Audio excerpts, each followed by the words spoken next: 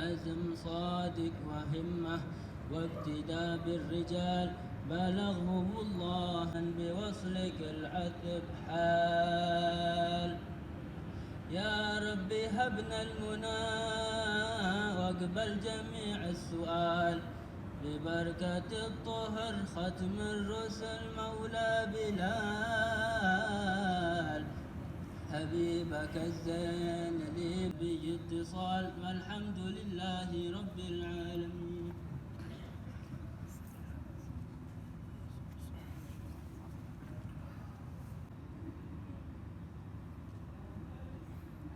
Kita terus kepada Ustaz Irfan Nazhan untuk memperkenalkan untuk kita tetamu kita pada malam ini. Silakan.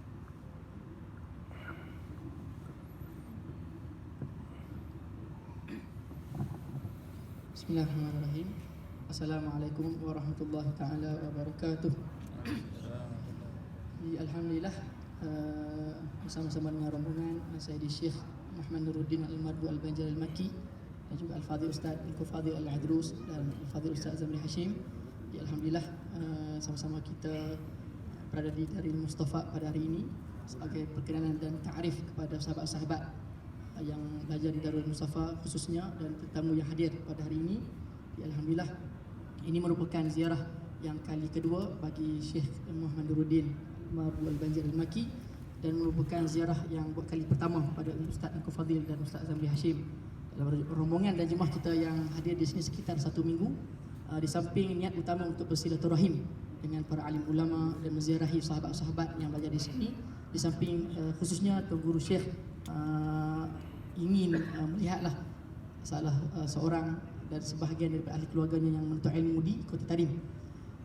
Dan alhamdulillah yang sama-sama kita khususnya Tuan Guru Syekh Nuruddin sebenarnya tak perlu untuk diperkenalkan kerana kita sudah masyhur. Cuma insya-Allah sebagai untuk menaikkan himmah kita nak belajar sebagaimana guru-guru kita belajar. Di Al-Fadhil Tuan Guru Syekh Muhammad Nuruddin Al-Mardu Al-Banjar Al-Makki dilahirkan sekitar pada tahun 1990 Masihi di Amuntai di Banjarmasin di Indonesia. Kemudian beliau pada tahun 1974 sekitar umur 14 tahun mengikuti keluarganya berhijrah daripada Indonesia ke Makkahul Mukarramah, dan pada tahun itu jugalah Tuan Guru Abi Syekh Nuruddin mula melanjutkan pengajian di Madrasah Saulatiyah, antara pusat pengajian yang sangat terkenal di Mekah selain daripada Darul Ulum dan Ma'had Al-Falah. Di sana masya-Allah tabarakallah banyak para masyayikh dan ulama-ulama yang Tuan Guru Syekh sempat untuk hadir. Antaranya sewaktu usia 14 tahun di Mekah, Tuan Guru Syekh sempat sezaman dan bertemu dengan al-muhaddis yang sangat ma'ruf dan masyhur, Syekh Zakaria Al-Kandahlawi di Makkahul Mukarramah dan di Madinah Al-Munawwarah.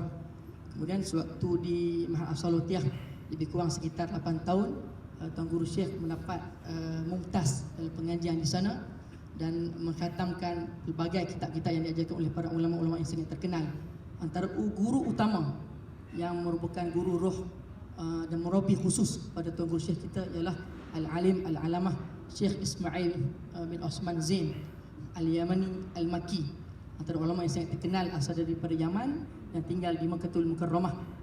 Daripada beliau lah Tuan Guru Syekh Nuruddin mendapat pentarbiahan dan pelbagai kitab belajar dengan beliau selama bertahun-tahun di bawah pentarbiahan beliau. Dan antara kitab yang disebutkan oleh Tuan Guru Syekh sendiri pun sempat mengkhatamkan pembacaan kitab Sunan Sittah dengan Tuan Guru Syekh Ismail Osman Zain Al-Yamani Al-Makki. Antara guru yang sempat Tuan Guru Syekh untuk ilmu juga antaranya ialah Syekh Hasan Nashaud, kemudian Said Muhammad bin Ali Al-Maliki.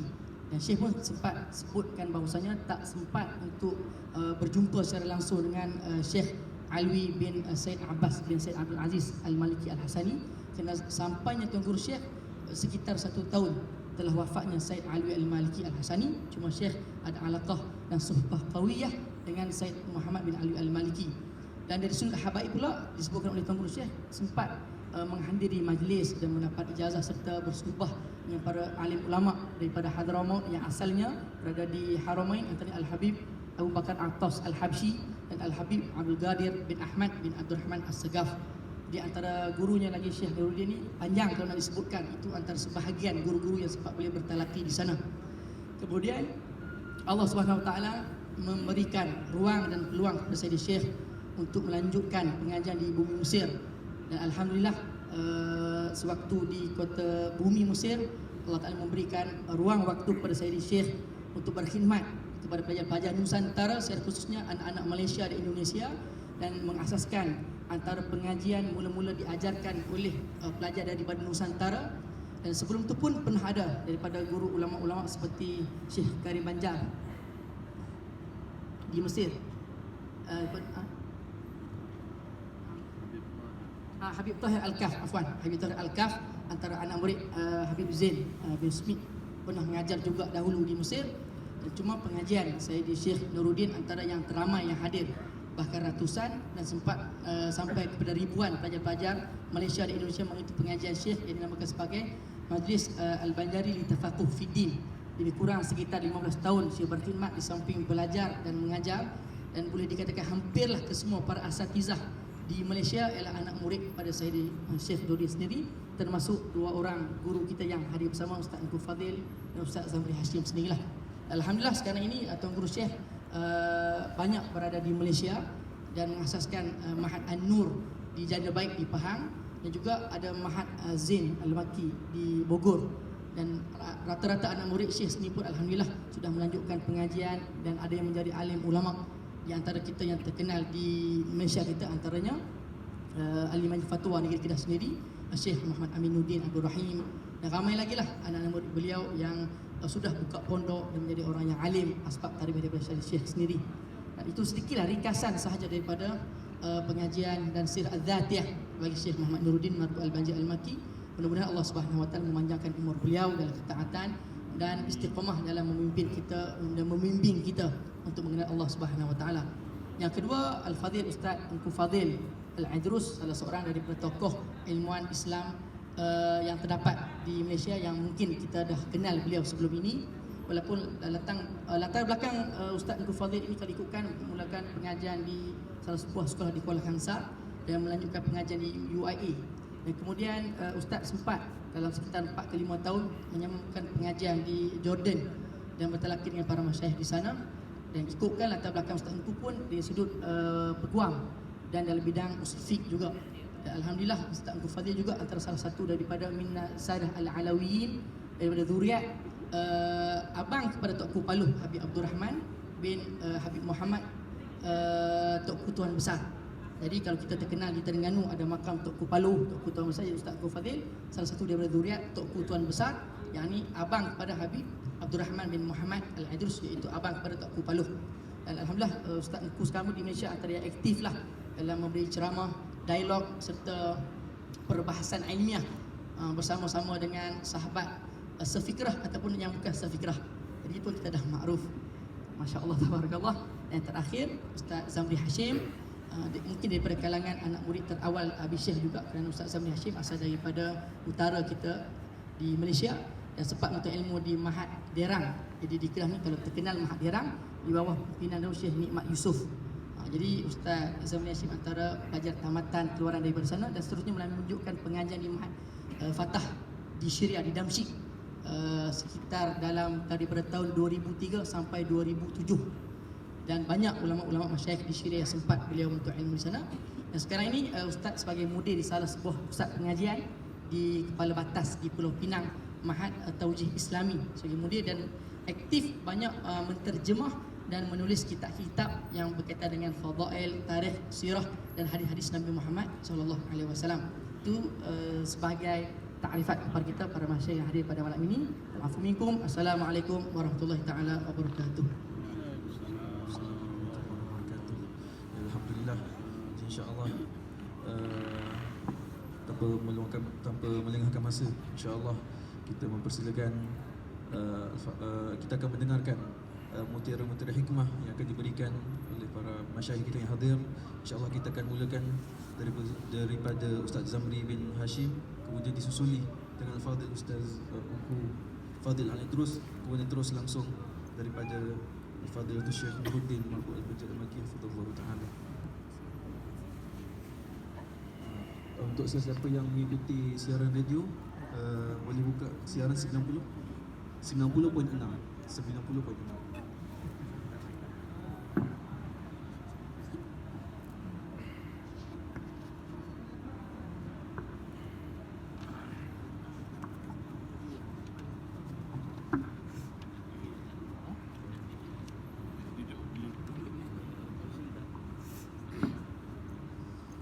Assalamualaikum warahmatullahi wabarakatuh.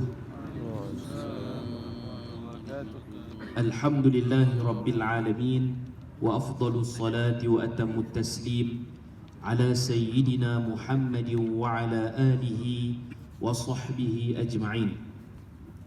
Rabbi shrah li sadri wa yassir li amri wahlul 'uqdatam min lisani yafqahu qawli. Subhanaka la ilma lana illa ma 'allamtana innaka antal alimul hakim wa la hawla wa la quwwata illa billahil aliyyil azim.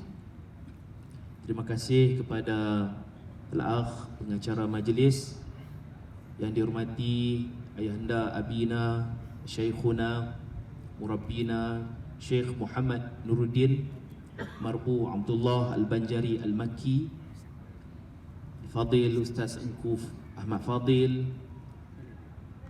Fadil Ustaz Muhammad Irfan Nazhan, seluruh jawatan kuasa pimpinan pelajar yang menganjurkan program pada malam ini, semua pelajar-pelajar dari Syarq Asia dan juga rombongan jemaah tabligh yang turut bersama kita pada malam ini. Mudah-mudahan kita semua dikasihi dan dirahmati oleh Allah Subhanahu wa taala. Saya datang sini dalam majlis ini sebenarnya untuk al-istifadah daripada Tuan Syekh dan juga Ustaz Engku, bukan untuk memberi al-ifadah. Namun kerana diminta, seperti mana Imam Abu Hanifah rahimahullah pernah ditanya, bima iktasabtal ilma, bagaimana kamu dapat menguasai ilmu? Tolong kongsikan macam mana kamu mendapat ilmu yang banyak. Kata Imam Abu Hanifah dengan dua cara. Yang pertama, lam abkhul bil ifadah, saya tidak kedekut untuk berkongsi maklumat, berkongsi ilmu. Yang kedua, walam astankif anil istifadah, dan saya tidak pernah merasa cukup untuk menuntut ilmu kepada orang lain. Saya tak kedekut kongsi ilmu, dan saya tak pernah rasa cukup untuk terus menuntut ilmu. Dengan kata-kata itu, saya beranikan diri jugalah.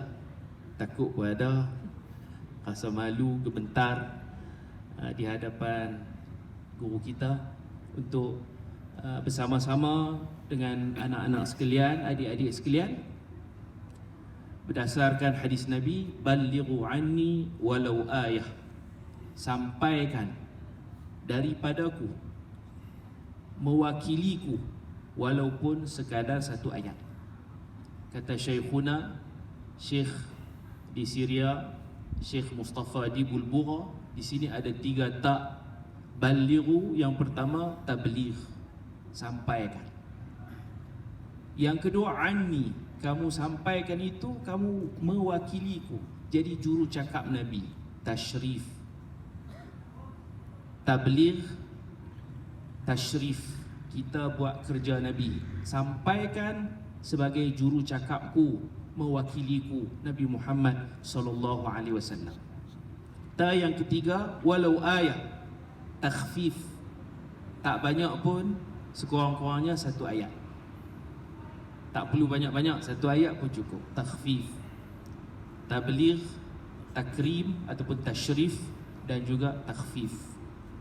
Jadi beruntunglah pelajar-pelajar yang Allah pilih menjadi pelajar di bumi Yaman. Nabi SAW sebut, al-iman yamanin, iman di Yaman, wal hikmatu yamaniyah, dan kebijaksanaan pun ada di negara Yaman. Seperti yang kita semua tahu, Nabi SAW memuji rombongan dari Yaman yang di dalamnya ada Sayyidina Abu Musa Al-Ash'ari yang merdu suaranya. Laqad utita mizmaran min mazamiri ali Daud.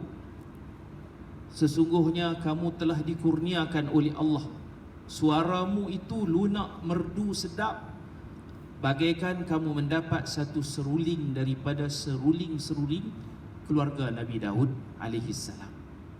Dan daripada keturunan itu jugalah lahirnya Al-Asy'ariyah, salah satu daripada Al-Asy'ariyah wal Maturidiyah, Ahlu Sunnah wal Jamaah, tokoh besar kita dari Yaman. Orang Yaman ini alyanu quluban, lembut hati, hati fizikal. Kata saya bertanya dengan Syekh Nuruddin, hati fizikalnya lembut. Wa araqqu afidatan, dan perasaan mereka pun nipis lembut, mudah menangis, orang yang tawadhu. Banyak hadis-hadis memuji Yaman. Rebutlah peluang berada di bumi Yaman ini untuk kita belajar bersungguh-sungguh. Ada himmah yang kuat untuk belajar, tekun dengan belajar. Kerana rahsia kejayaan ni, kata salah seorang ulama, ada 4. Yang pertama, Syekhun Fattah. Dalam memilih guru, kita Allah Ta'ala takdirkan guru-guru di sini tak ada yang Wahabi, tak ada yang liberal.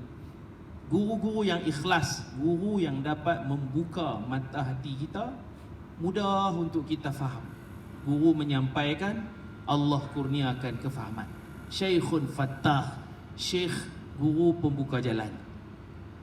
Kemudian kita pula sebagai anak murid ni kena cerdik, kena rajin baca, rajin muzakarah.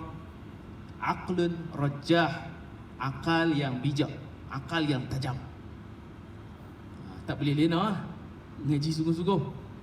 Kalau lena, rujuk dekat kawan. Aqlun rajah.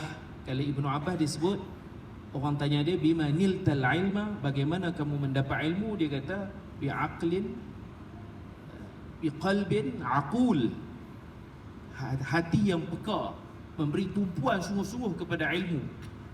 Biqalbin aqul wa lisanin saul, hati bagi tumpuan, tarkis ketika pengajian, mengaji sungguh-sungguh. Jangan ada satu kalimah pun yang kita tak faham. Hati yang peka ini, dia akan pastikan kitab tu dia faham semua. Kalau tak faham, tanya kawan. Kalau tak faham, buka kamus. Kalau tak faham, jumpa guru. Qalbun aqul, aqlun rajah. Jangan ada satu kalimah pun yang kita tak faham. Saya waktu belajar dengan Syekh Nuruddin dulu, ada seorang Allahyarham Cikgu Ghazali, dia bawa kitab terjemahan bahasa Melayu. Dalam tu ada am qabil, orang yang fasad haji, rosak haji, dia kena denda seekor unta. Kemudian dia kena itmamul hajj sampai selesai juga. Kemudian dia kena qada pada tahun qabil. Penterjemah tu letak am qabil, patutnya tahun akan datang lah, tahun depan lah, dengan segera, fauran. Tapi penterjemah tu letak wajib qada fi amin qabil, pada tahun qabil. Cik, ingat dong. Jadi Cikgu Razali ni dia tanya Syekh pun tengok apa tahun qabil ni, tahun apa? Rupanya tahun akan datang. Kita tak mau macam tu. Kita nak mengaji, kita faham keseluruhan kitab. Tanya guru, tanya kawan, muzakarah, buka kamus. Kalau nak dapat ilmu, mestilah biqalbin aqul, bagi tumpuan sungguh-sungguh. Nak terjemah bagi siap kitab ni mudah aja. Yang mana tak faham, buharap juga. Am, tahun. Qabil apa? Buh qabil juga, tahun qabil. Kalau tahun gajah, tahulah tahun qabil, tahun apa. Jadi kena belajar bersungguh-sungguh. Apa dia tadi? Aqlun rajah, akal yang pintar, guru pembuka jalan. Lagi apa lagi? Kitabun sihah, kitab yang betul. Muqarrar kita tu, kitab tu memang guru-guru kita pilih memang sesuai dengan kitab. Lagi satu, mudawamah, ilhah, muzakarah dan ulang kaji bersungguh-sungguh. InsyaAllah kita akan berjaya, InsyaAllah. Jadi saya merasa bertuah dalam musafir ini dapat bersuhbah dengan guru kita Samahatul Syekh. Cuma bimbang takut tidak memenuhi adab-adab bersuhbah. Dalam bersuhbah ni kita dapat banyak perkara. Dapat ilmu, dapat melihat amalan, dan yang paling penting sekali dapat melihat adab dan suluk guru kita, supaya perangai guru itu ditatbikkan, meresap dan sebati menjadi perangai murid. Itu yang kita harapkan. Salah seorang tabi'in yang terkenal, Ibnu Mubarak rahimahullah, beliau musafir jauh dari Maru ke Basrah. Di tengah perjalanan orang tanya nak pergi mana? Dia kata nak pergi Basrah. Basrah ni alaf kilometrat, ribuan kilometer. Dari Maru ke Basrah tu 1000 kilometer. Nak pergi mana? Dia kata dia nak berjumpa dengan Ibnu Aun. Bukan untuk belajar, untuk bersuhbah. Kerana ilmu dia sudah miliki, tapi dia nak dapat akhlak daripada gurunya yang berada di sana. Jadi alhamdulillah, saya bersyukur sangat-sangat kepada Allah dapat hadir ke bumi yang bertuah ini, bumi para awliya, bumi para salihin yang sangat kuat zikirnya, wiridnya. Orang-orang yang baik dapat menatap muka-muka para salihin. Mudah-mudahan beruntung hidup ini di dunia dan juga di akhirat. Sekadar ini sahaja. Aktafi bihadzal qadar. Terima kasih kepada semua. Mohon maaf. Assalamualaikum warahmatullahi wabarakatuh.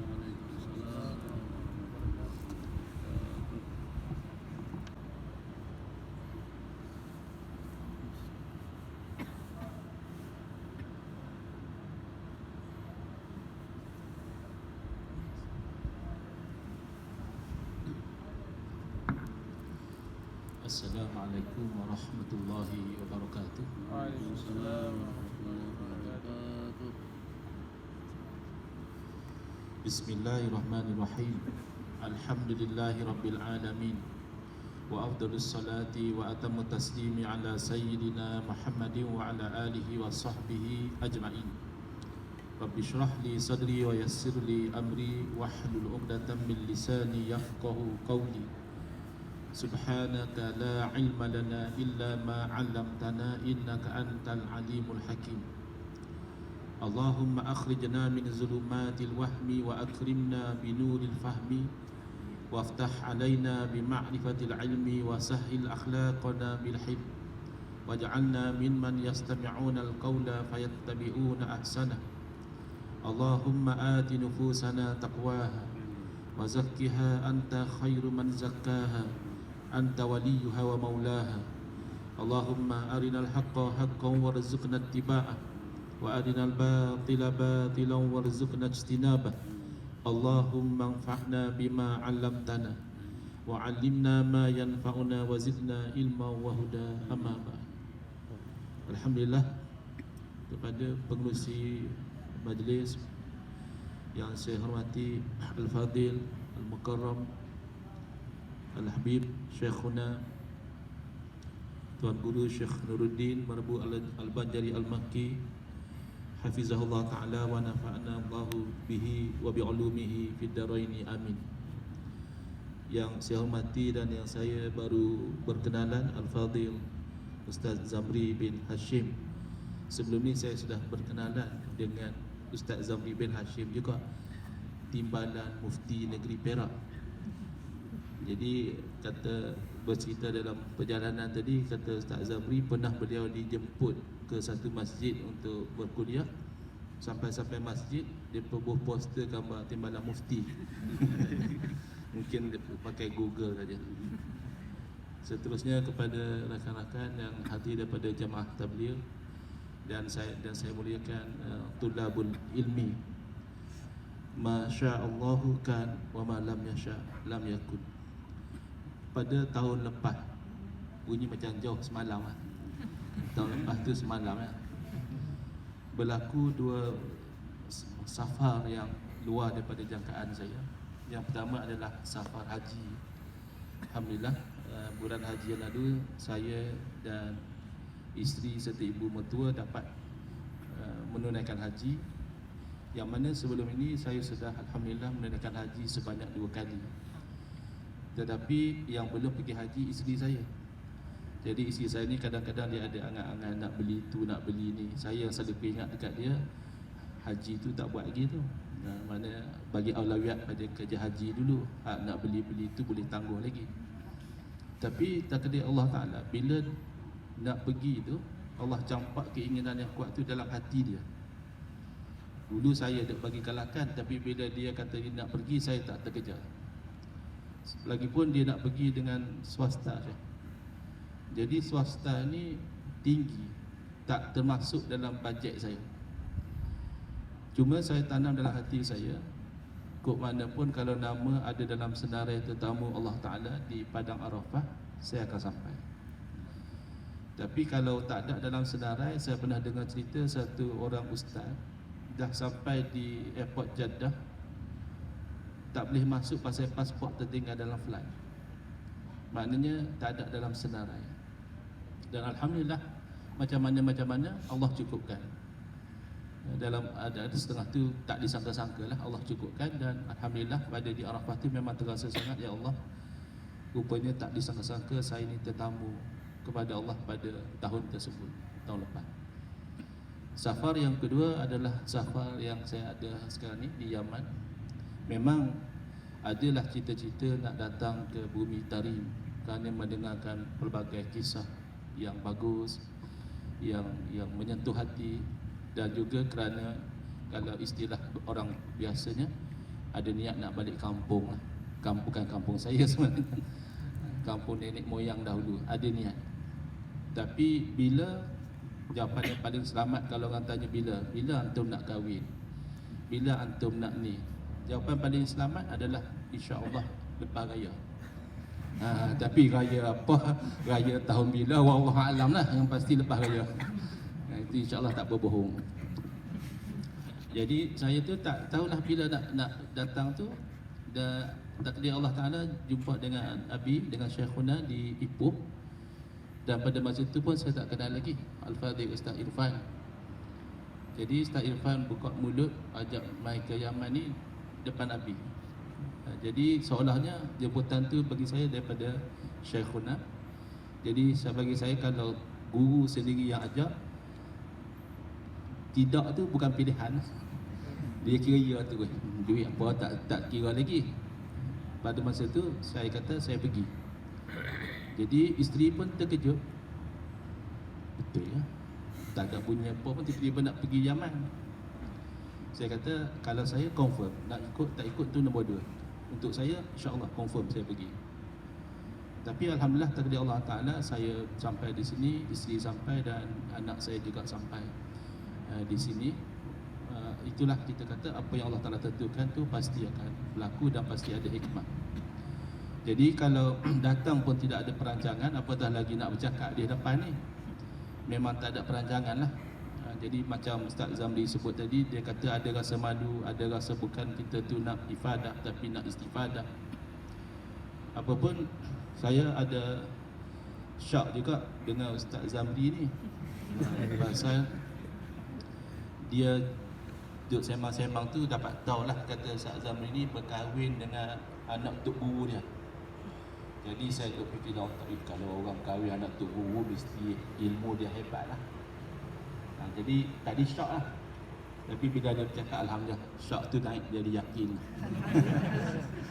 Jadi alhamdulillah, syukur ya Allah takdirkan dapat juga satu rihlah dengan insan-insan yang istimewa. Jadi moga-moga Allah memberi manfaat kepada kita daripada suhbah tadi. Qala habibuna wa sayyiduna wa rasuluna Sayyidina Muhammad sallallahu alaihi wasallam, ad-dinun nasihah. Kalau kita terjemahkan hadis Nabi SAW yang diriwayatkan oleh Sayyidina Tamim ad-Dari radhiyallahu taala anhu, agama adalah nasihat. Tetapi kalau kita lihat lanjutan daripada hadis tersebut, bukan nasihat sebagaimana yang kita faham, macam kita nasihat kawan kita, ataupun mak ayah kita, nasihat kita, sebenarnya dia lebih luas daripada itu. Kuna liman ya Rasulullah. Lalu kami tanya, nasihat itu buat siapa wahai Rasulullah? Lalu Nabi SAW menjawab, lillahi wa li kitabihi wa li rasulihi wa li a'immatil muslimina wa ammatihim. Rawahu Muslim. Jadi saya ambil peluang dalam masa yang ada ni untuk kita sentuh tentang hadis ini, kerana bila disebut ad-dinun nasihat, seperti disebutkan al-hajju Arafah. Haji itu adalah wukuf di padang Arafah. Padahal setiap orang yang berhaji, dia tahu selain daripada wukuf di Arafah, banyak lagi kerja-kerja haji yang kena buat. Bukan wukuf di Arafah saja, tetapi disebut al-hajju Arafah ai imaduhu. Tiang tonggak yang utama sekali adalah wukuf di Arafah. Maka bila disebut ad-dinun nasihah, maka tiang tonggak yang utama sekali agama kita adalah an-nasihah. Jadi an-nasihah dalam hadis bermaksud al-ikhlas. Agama itu terbina di atas keikhlasan. Jadi saya perhatikan, wallahu ta'ala a'lam, perjalanan sebahagian daripada orang, dia jadi sengit. Asalnya nampak elok dah, kemudian dia jadi orang utara kata gelong, betul kan? Orang Terengganu kata, orang Kelantan kata apa? Sengit.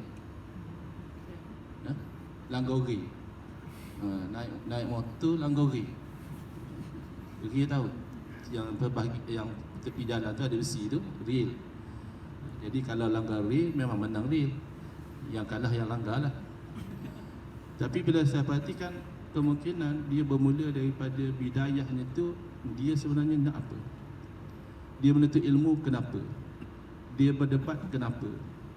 Dia mendalami ilmu dalam satu bidang, kenapa?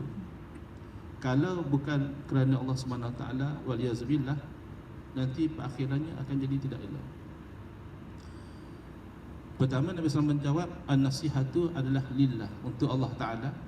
Maka tentulah ikhlas kita kepada Allah Ta'ala itu berteraskan tauhid dan menjauhkan syirik.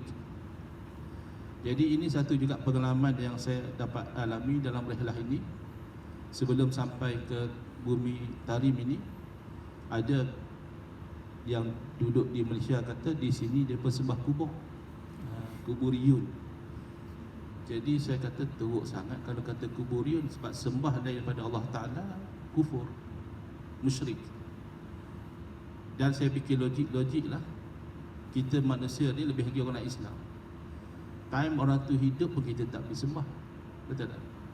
Time dia hidup, dia hebat, dia boleh buat macam-macam, dia boleh bantu kita, dia boleh recommend, dia boleh buat macam-macam. Kita hormat, kita kagum, kita sayang, tapi kita tak sembah. Tahu-tahu dia mati, kena kubur masuk dalam tanah, kita pergi sembah dia, tak logik. Dan alhamdulillah bila sampai di sini, sampai pula pagi-pagi Jumaat tu terus kami dibawa ke kubur. Rupanya biasa saja, ziarah, berdoa, biasa saja, tak ada pada orang pergi sembah kubur. Lebih-lebih lagi kami pergi selepas itu, bukan ramai-ramai, lengang ya. Sepatut kalau orang di sini sembah kubur, hari-hari pun orang pergi sembah kubur. Jadi rupanya dengar dengan lihat tak sama. Kita dengar, kita lihat dulu, baru boleh kita pastikan. Jadi bila kita bertauhid kepada Allah Ta'ala, sekurang-kurangnya dia ada level akal dan dia ada level qalbi. Level akal, alhamdulillah ulama-ulama kita Asy'ariyah Maturidiyah telah istimbat daripada Quran dan hadis, dan mereka merumuskan dalam ilmu yang dikenali di tempat kita sebagai tauhid sifat 20. Di Yaman dia panggil apa? Ilmu tauhid saja atau ilmu sifat. Wallahu a'lam. Ilmu kalam. Lagi negatif di persepsi sebahagian orang, dia kata ilmu kalam ni ulama tak bagi mengaji. Ilmu sifat 20 pun negatif juga, sebab mereka kata ilmu ni tak ada zaman Nabi. Ilmu ni adalah ilmu yang bid'ah. Mana ada zaman Nabi orang belajar sifat 20 macam tu. Kalau macam tu, macam-macam ilmu bid'ah. Ilmu hadis pun tak ada zaman Nabi SAW. Zaman Nabi orang tak bincang pun ni mutawatir ke, ini ahad ke, ini masyhur ke, ini sahih ke, ini dhaif ke, ini hasan ke. Jadi mereka pertama tidak faham beza antara ilmu dan penyusunan ilmu. Penyusunan ilmu biasa datang kemudian. Adakah kita tahu sahabat Nabi belajar tajwid, ini izhar, ini ikhfa, ini idgham bi gunnah, ini idgham bila gunnah? Adakah berarti tajwid itu salah? Tajwid ada zaman sahabat membaca Quran dengan betul, tapi penyusunan ilmu datang kemudian. Jadi pernah saya ditanya, betul atau tidak salafus soleh menolak sifat 20? Saya kata mustahil. Kerana bilanglah sifat 20. Pertama wujud. Kalau kata Allah tak wujud, apa jadi? Kufur lah, kafir. Yang kedua kidam, berarti Allah wujud, tidak ada permulaan. Kalau orang tu pergi kata, Allah dulu tak ada, lah ni baru Allah ada, kufur. Baqa, berarti Allah wujud, tidak ada perakhiran. Kalau orang kata memang Allah wujud, tapi satu masa pun Allah akan binasa juga, kufur. Jadi macam mana boleh kata salafus soleh tolak sifat 20? Macam mana boleh kata sifat 20 bid'ah? Jadi ilmu sifat 20 tu saya bagi tahu semenjak zaman Nabi Adam alaihissalam pun sudah ada. Orang yang mukmin pasti tahu Allah wujud, tidak ada permulaan, tidak ada perakhiran, tak sama seperti makhluk, tak berhajat kepada yang lain, Maha Esa, zat, sifat dan af'al dan seterusnya.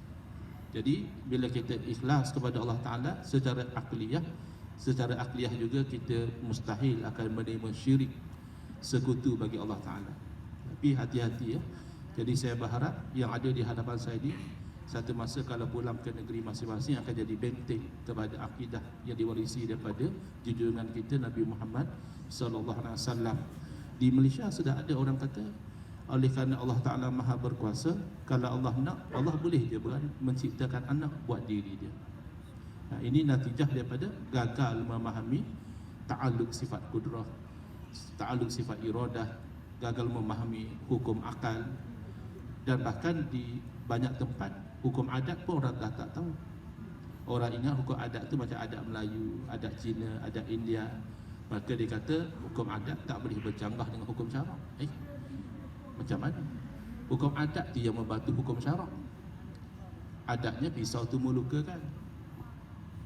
Maka kalau ditikam dengan pisau yang tajam, datang hukum syarak, kamu bersalah. Hakikat Allah yang bagi luka. Jadi ini contoh. Kemudian tauhid pergi pada tauhid qalbi, iaitulah yang ulama kita ajar dalam ilmu tasawuf, ilmu suluk dan sebagainya, untuk meresapkan apa yang kita tahu menjadi apa yang kita lihat dengan mata hati. Kalau tidak, orang tahu Allah wujud tapi tindakan dia macam tak ada Tuhan. Orang tahu kata Allah Maha melihat tapi tindakan dia macam seperti dia berkatakan Allah tak nampak. Kemudian an-nasihatu li kitabihi, iaitu kita itu ikhlas kepada Al-Quran. Selain daripada kita membaca Al-Quran dengan elok, dengan betul, kita juga berusaha untuk memahami isi kandungan Al-Quran dan beramal dengan Al-Quran. Jadi ada orang pernah kata, saya datang ke masjid tak ada apa ilmu Al-Quran. Patutnya kena ada juga dalam kuliah ilmu Al-Quran. Yang saya tengok hanya ada ilmu tauhid, ilmu fiqh, ilmu tasawuf. Ustaz kata lagu tu. Nak bangkang pun dia ustaz. Lagi jadi tak elok pula. Tak mau bangkang pun kita tertanya-tanya, ilmu tauhid ambil daripada mana? Ilmu fiqh ambil daripada mana? Ilmu tasawuf ambil daripada mana? Kenapa saya sebut macam ini? Kerana seruan untuk beramal dengan Quran dan Sunnah tu seruan yang sudah naik, tetapi akhirnya membawa kepada cara yang tidak betul.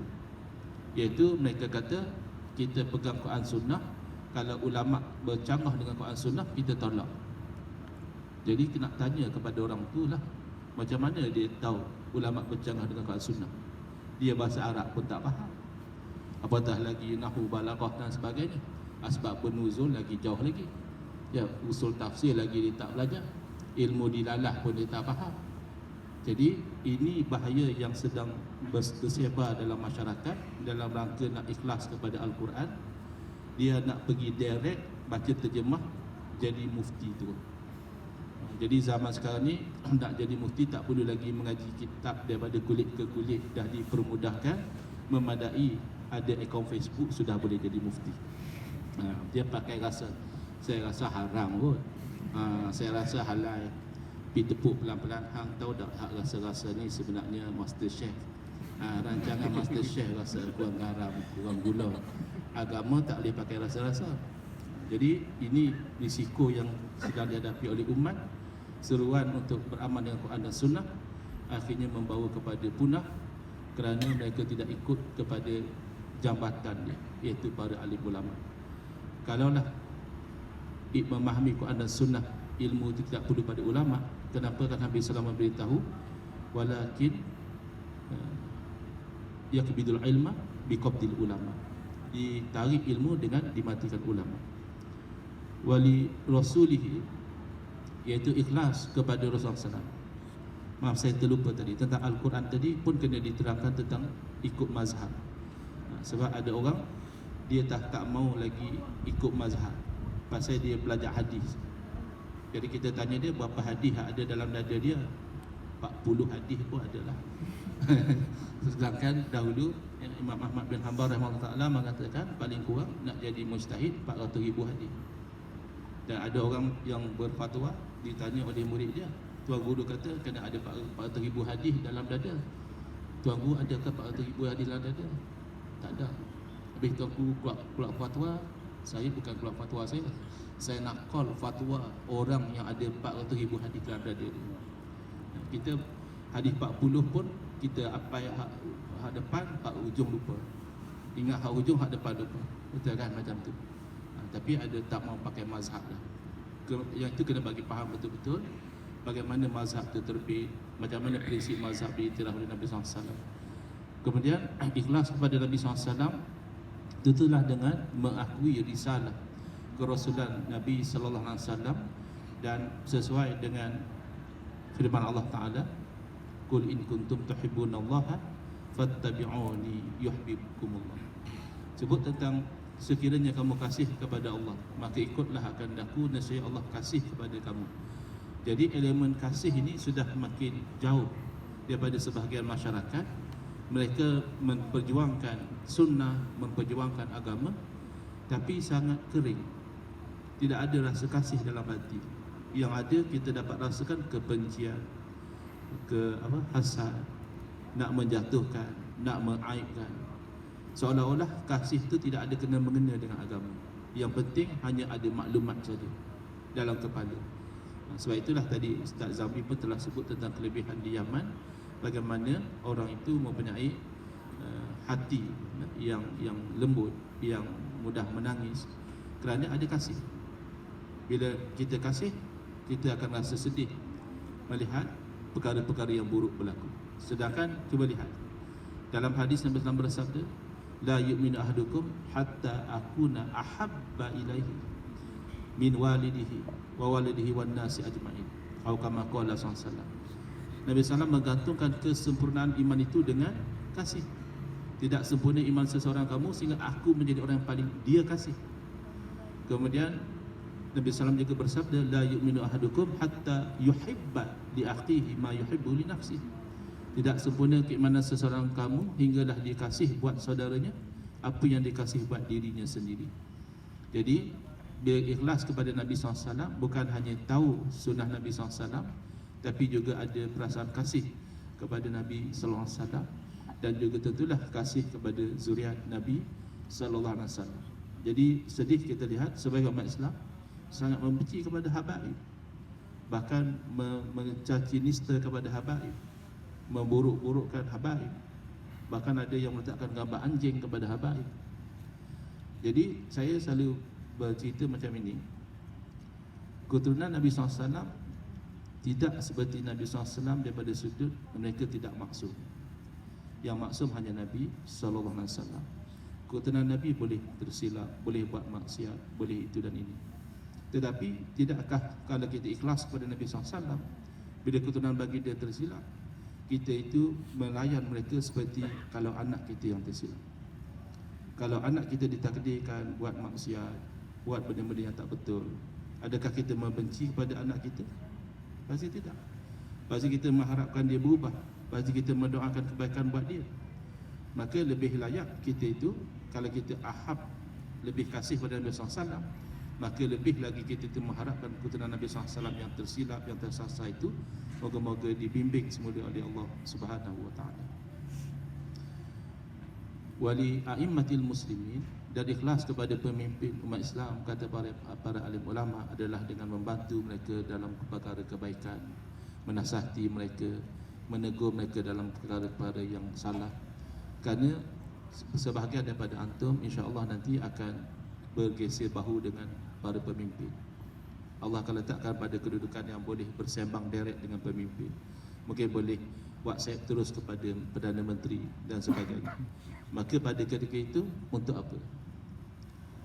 Jadi saya selalu sebut kepada kawan-kawan, hubungan kita dengan orang politik, orang pemimpin adalah kita mempergunakan mereka untuk agama. Bila kita mempergunakan orang berkuasa untuk agama, mereka jadi orang yang berguna. Tapi wa'azubillah, kalau kita dipergunakan oleh mereka untuk politik mereka, orang agama dipergunakan oleh orang politik, maka kita menjadi orang yang paling tak berguna. Na'udzubillahi min zalik. Jadi kita akan jadi ilmu untuk dijual, for sale. Nak fatwa macam mana? Bayar saja. Nak haram ada cara dia, nak halal ada cara dia, nak halam juga boleh, CP-CP. Yang terakhir, sudah dapat kad merah kad kuning iaitu li ammat wa ammatihim, memadailah dengan kita beramal dengan hadis yang disebutkan tadi, iaitu tidak sempurna keimanan seseorang sehingga dia kasih buat saudaranya apa yang dia kasih buat diri dia sendiri. Jadi saya ambil contoh yang mudah saja. Walaupun saya dikenali sebagai orang yang kuat lawan Wahabi dan sebagainya, tapi kita bukan melawan kerana benci. Pernah ada orang yang lawan Wahabi, dia nak dedahkan aib peribadi satu orang tokoh Wahabi. Saya yang larang, saya kata jangan. Kita lawan Wahabi kerana ideologi dia. Jangan buka aib peribadi dia seolah-olah kita benci batang tubuh dia. Jadi hati-hati dalam kita berdepan dengan golongan macam ini, jangan sampai kita dipenuhi dengan kebencian. Biar kita tu ada kasih kepada dia, kita berlawan dengan dia tu dengan harapan dia terbuka fikiran atau orang lain tidak sampai terpengaruh dengan dia. Jadi insya-Allah selagi mana kita buat apa yang kita kasih orang buat kepada kita dan kita cegah daripada melakukan apa yang kita tak suka orang lakukan kepada kita, insya-Allah kita akan ada keikhlasan kepada semua umat Islam. Saya mohon maaf atas kesilapan. Moga-moga Allah ampunkan kesalahan saya dan apapun Allah jadikan sebahagian daripada apa yang saya katakan ini manfaat bagi kita di dunia dan akhirat. Hadza wabillahi taufiq wal hidayah. Wassalamualaikum warahmatullahi wabarakatuh.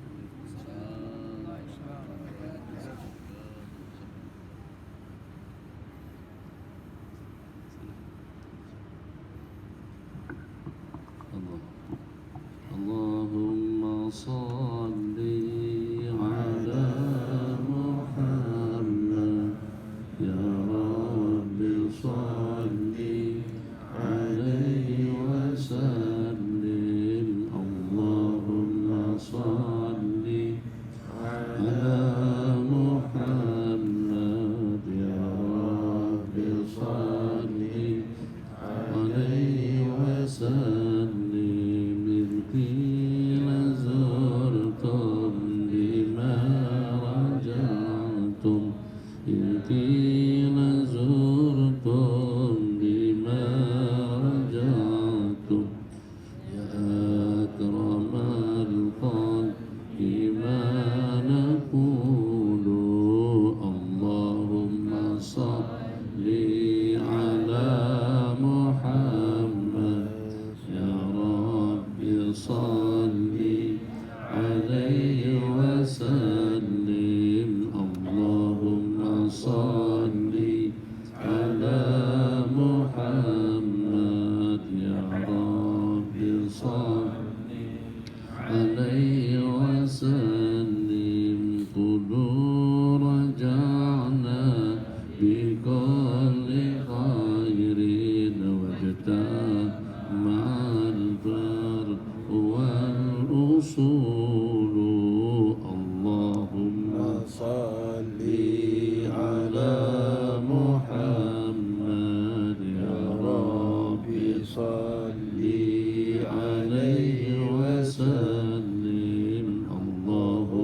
صل على محمد يا رب صل عليه وسلم يا طيبة يا طيبة يا دواء العيان اشتقنا لك والهوى نادانا والهوى نادانا يا طيبة يا طيبة يا دواء العيان اشتقنا لك والهوى نادانا والهوى نادانا بشرى لنا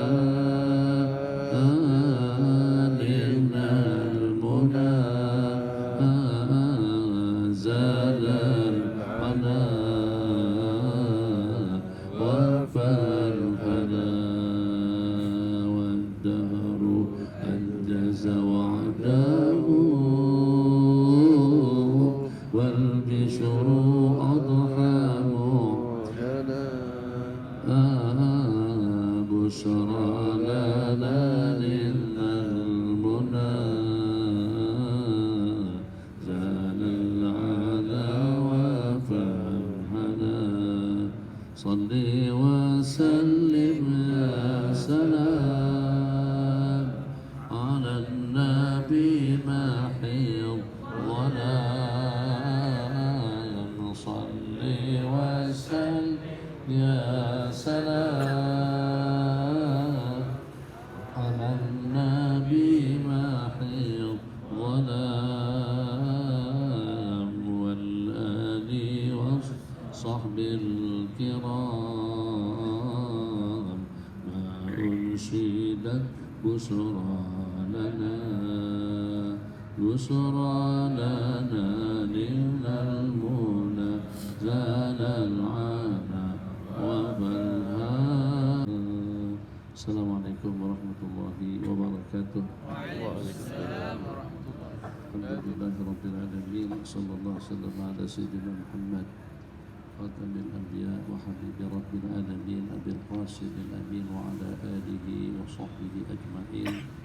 Allahumma salli wa sallim wa barik ala sayyidina Muhammadin nuril anwar wa sirril asrar wa tiryaqil aghyar wa miftahi babil yasar سيدنا محمد المختار وآله الأطهار وأصحاب الأخيار عدد نعم الله وإفضاله أحبابنا في الله ضيوفنا الأعزاء ulama'ana al-ajillah pada 1 hari bulan 1 2024 1 hari bulan 1 yang pertama Allah Jalla Jalaluh 1 yang kedua Sayyidul Awwalin wal Akhirin Sayyiduna Rasulullah sallallahu alaihi wasallam beriman dan percaya kepada kandungan yang ada dalam 2 kalimat syahadat asyhadu an la ilaha illallah yang pertama wa asyhadu anna Muhammadar Rasulullah yang kedua kita akan mendapatkan balasan angka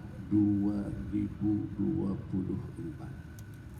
2024 22 dengan 24 jadi 8 jumlah bilangan itu surga itu ada 8. Mudah-mudahan kawan-kawan yang berkumpul pada malam hari yang mulia ini kita sangat-sangat natafa'al, sangat-sangat optimis yang dengan kita dihubungkan di bumi karim di tempat yang boleh dengan yang disebut dengan julukan bumi para aulia pada malam hari yang mulia dan juga insya Allah dengan sohbah dengan nukhbah pilihan yang terpilih di kalangan para pelajar daripada Nusantara, daripada Janub Syarqi Asia, daripada Asia Tenggara yang kita tidak ada tujuan dan juga tidak ada kepentingan apa-apa selain daripada untuk kita bermujalasah, selain daripada untuk kita bersohbah dan daripada dengan kita najtami' ala dzikrillahi jalla jalaluh yang dengan harapan kita nanti pada hari pembalasan kita berada di atas mimbar cahaya ala manabira min nur,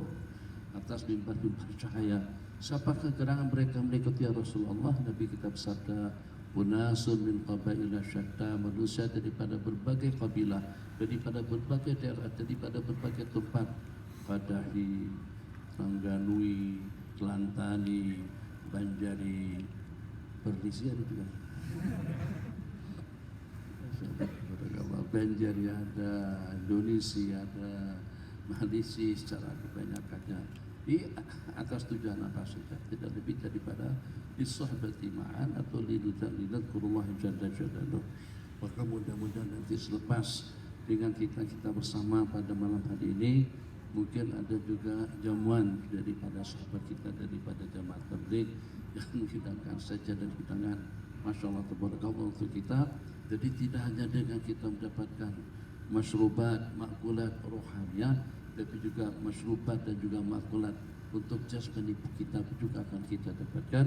Dan yang lebih istimewa setelah kita kembali ke asrama, ke tempat duduk, ke tempat tinggal kita masing-masing, mendengar tidak mendengar tapi dengan keyakinan yang seyakin-yakinnya, Allah berfirman kepada para malaikat, ya malaikati syahadu, baik para malaikat-malaikatmu saksikanlah anni qad ghafartu lahum, aku telah memberikan ampunan kepada mereka. Bapak Nabilah, masya Allah tabarakallah, karena 1/1/2024 ini adalah tarikh dan juga merupakan hari pertama daripada tahun miladi 2024, merupakan salah satu daripada hari yang paling merisaukan dan juga yang paling menyedihkan. Merupakan hari pertama atau malam pertama, malam kemarin, yang paling mengecewakan kepada segenap makhluk Allah Jalla Jalaluh, di kalangan para malaikat-malaikat dan dengan tanaman dan juga dengan tumbuh-tumbuhannya, dengan hewan dan juga dengan binatangnya. Kenapa sedih? Sebab kalian tidak tahu di sini kita sibuk dalam dunia zikir la ilaha illallah, la ilaha illallah, dengan kasidahnya, dengan ibadahnya, dengan sholatnya, dengan jamaahnya. Coba kalau kita ikut Google misalnya, atau dengan kita dengan YouTube-nya, atau juga dengan kita dengan sana Estru, atau dengan enjoy-nya untuk menyambut malam tahun baru dengan minuman, dengan dangdut, dengan karaoke, dengan hiburan. Kemaksiatan yang di sana sini, kemungkaran yang merupakan satu perbuatan yang dilaknat, yang dikutuk oleh Allah Jalla Jalaluh, kedatangan yang merebak di negara-negara Islam, tidak terkecuali juga di negara kita, dalam rangka mereka menyambut tahun baru miladi bersama dunia. Alhamdulillah pada malam kemarin la dangdutan, wala karaokean, wala lagu, disco, rock, atau dengan yang seumpamanya, antum pikir daiman sejak daripada pagi, belum pagi lagi, dengan kita terpelajar, rasa-rasa dengan kita sudah awal dah datang kemari sebab belum azan lagi. Hari pertama saya bangun pukul 3, sudah dengan dikit-dikit kan lama. Pukul 3, takkan pukul 3 sudah subuh di sini. Itu dalam hati, tapi bagaimana pun karena kita tadi juga dengaran daripada tingkap rumah, Habib pun bangun beruduk, Habib tak tinggal sendirian, sendirian. Habib bangun pukul 3, tunggu terus azan. Ini azan kedua nih, kedua. Tadi pikir yang khas sebelumnya tuh karena sudah lepas azan pertama. Jadi pada azan kedua berkumandang pada pukul 4, Habib ketok pintu mereka semuanya. Yang hak dengan Abi ketok, hak subuh pun juga Abi ketok. Subuh, Allahumma shalli ala Muhammad. Jadi pun turun dengan kawan-kawan pada pukul 4:15 atau 20 menit. Terus dengar siaran daripada radio dan Mustafa barangkali. Zikir. Udah maghriban, belum azan lagi kan? Belum lagi Bi. Habis azan pukul berapa? 5.20. 5.20. Jadi dengan kita pergi ke masjid pada pukul 4.30. Rasa-rasa kita termasuk minal awwalin. As-sabiqin al-awwalun, as-sabiqun al-awwalun. Rupa-rupanya kita termasuk minal mutaakhirin, kalangan yang terlambat. Orang-orang zikir dah lebih duluan daripada kita lagi. Jadi kehebatan yang hebat dan juga dengan keagungan yang agung itu kadang-kadang akan menjadi lenyap seketika dengan kita berhadapan dengan orang-orang yang lebih hebat, dengan keagungan orang yang lebih agung. Suatu hal yang ingin dikongsikan pada malam hari ini, yang dimana dengan kita kalaulah dengan kita sudah meraih kemerdekaan pada tahun 57, Indonesia pada tahun 1445. Kawan-kawan daripada Indonesia jangan lupa juga dengan tertib rumusan angka yang telah kita sebutkan tadi, yang habis sebut tadi itu tidak akan terulang pada tahun depan atau pada hari besok. Sebab satu, kita masih satu lagi nih. Satu, syahadatu an la ilaha illallah. Dua, asyhadu anna Muhammadar Rasulullah. Tiga, kumpulan daripada angka yadkhulu min abwabil jannati syaa'a, akan masuk daripada pintu surga yang 8 yang mana kita suka. Begitu juga untuk kawan-kawan daripada Indonesia. Indonesia merdeka, bebas daripada Belanda, bebas daripada penjajahan pada tanggal 17 Agustus. Kami sebut 17 Agustus 1945. Coba kita hitung. 17 yang pertama itu adalah isyarat kepada jumlah bilangan sholat 5 waktu. Hei kawan-kawan dari Indonesia, jaga salat 5 waktunya. Hei kawan-kawan yang tinggal di sana, jangan sampai kurang daripada hitungannya. Hei dengan masyarakat Indonesia, jangan sampai tidak berjemaah dalam melaksanakannya. 17 rakaat itu akan membawa kita kepada 8. 8 adalah bulan Agustus, bulan yang ke-8, surga balasannya. Kalau tidak 19 45, 19 satu campok saya dulu lama di Kedah tak pada masih banyak lagi. Campok itu boleh lah, seketoy boleh, campok boleh, ayak, kapir. Ada jamaah kita dari Kedah tersesat pada waktu keluar daripada Masjidil Haram. Kita kemukakan, mudah-mudahan nanti jangan tidak pergi, manfaatkan jarak tempuh dari sini tak jauh mana, dan ada cara yang lebih mudah dan juga lebih hemat. Naik bas tak apa, biasa aja. Kalau udah janggut putih pergi naik bas memang letih, tapi kalau seperti antum, masyaallah tabarakallah, jalan kaki pun boleh insyaallah. Jadi jangan tak pergi, minimal 3 kali, jangan 2 kali, engkau kena tambah 1 kali lagi. Sebab tapi kita bersabda dalam sebuah hadis, man hajja maratan faqad ada fadilatahu. Orang yang melaksanakan haji 1 kali berarti dia telah menunaikan kewajiban yang seumur hidup. Wa man hajja saniyatan faqad dayana rabbahu. Orang yang melaksanakan haji kali kedua berarti dia telah memberikan satu pinjaman kepada sang penciptanya. Wa man hajja thalisan haramallahu sya'rahu wa basyarahu ala nar. Allah akan haramkan dirinya atau kulit wa sya'rahu, dan juga dengan bulu-bulunya daripada siksa api neraka. Jadi satu kejadian, ada dengan seseorang dibakar hidup-hidup tapi ternyata tidak angus. Itu kejadian pernah berlaku sebelumnya dengan Sayyidina Abu Muslim Al-Khawlani rahimahullahu ta'ala, dan sebelumnya lagi dengan Nabi Ibrahim alaihissalam. Jadi dengan kejadian yang ketiga sudah dibakar hidup-hidup ternyata tidak hangus. Jadi mereka juga jadi heran. Begitu ditanyakan kepada hadis salihin, hadis ulama al-amilin, al-atqiya, nubikna, kami mendapat berita dalam sebuah riwayat bahwasanya orang yang melaksanakan haji 3 kali itu akan Allah haramkan dirinya daripada api neraka. Kalau boleh terselamat daripada api neraka, famin babi aula akan dapat elak daripada api dunia. Jadi dan juga dengan kawan-kawan di sini 4 tahun ditarik tak banyak mana daripada tadi aku tak cerita hak yang di luar daripada hitungan tadi itu sudah berapa, 40k, 60k. Kalau di Indonesia haji purwada satu orang saja 390 juta. Berapa kalau kita Malaysiakan? Tak kurang daripada dalam 120.000 RM.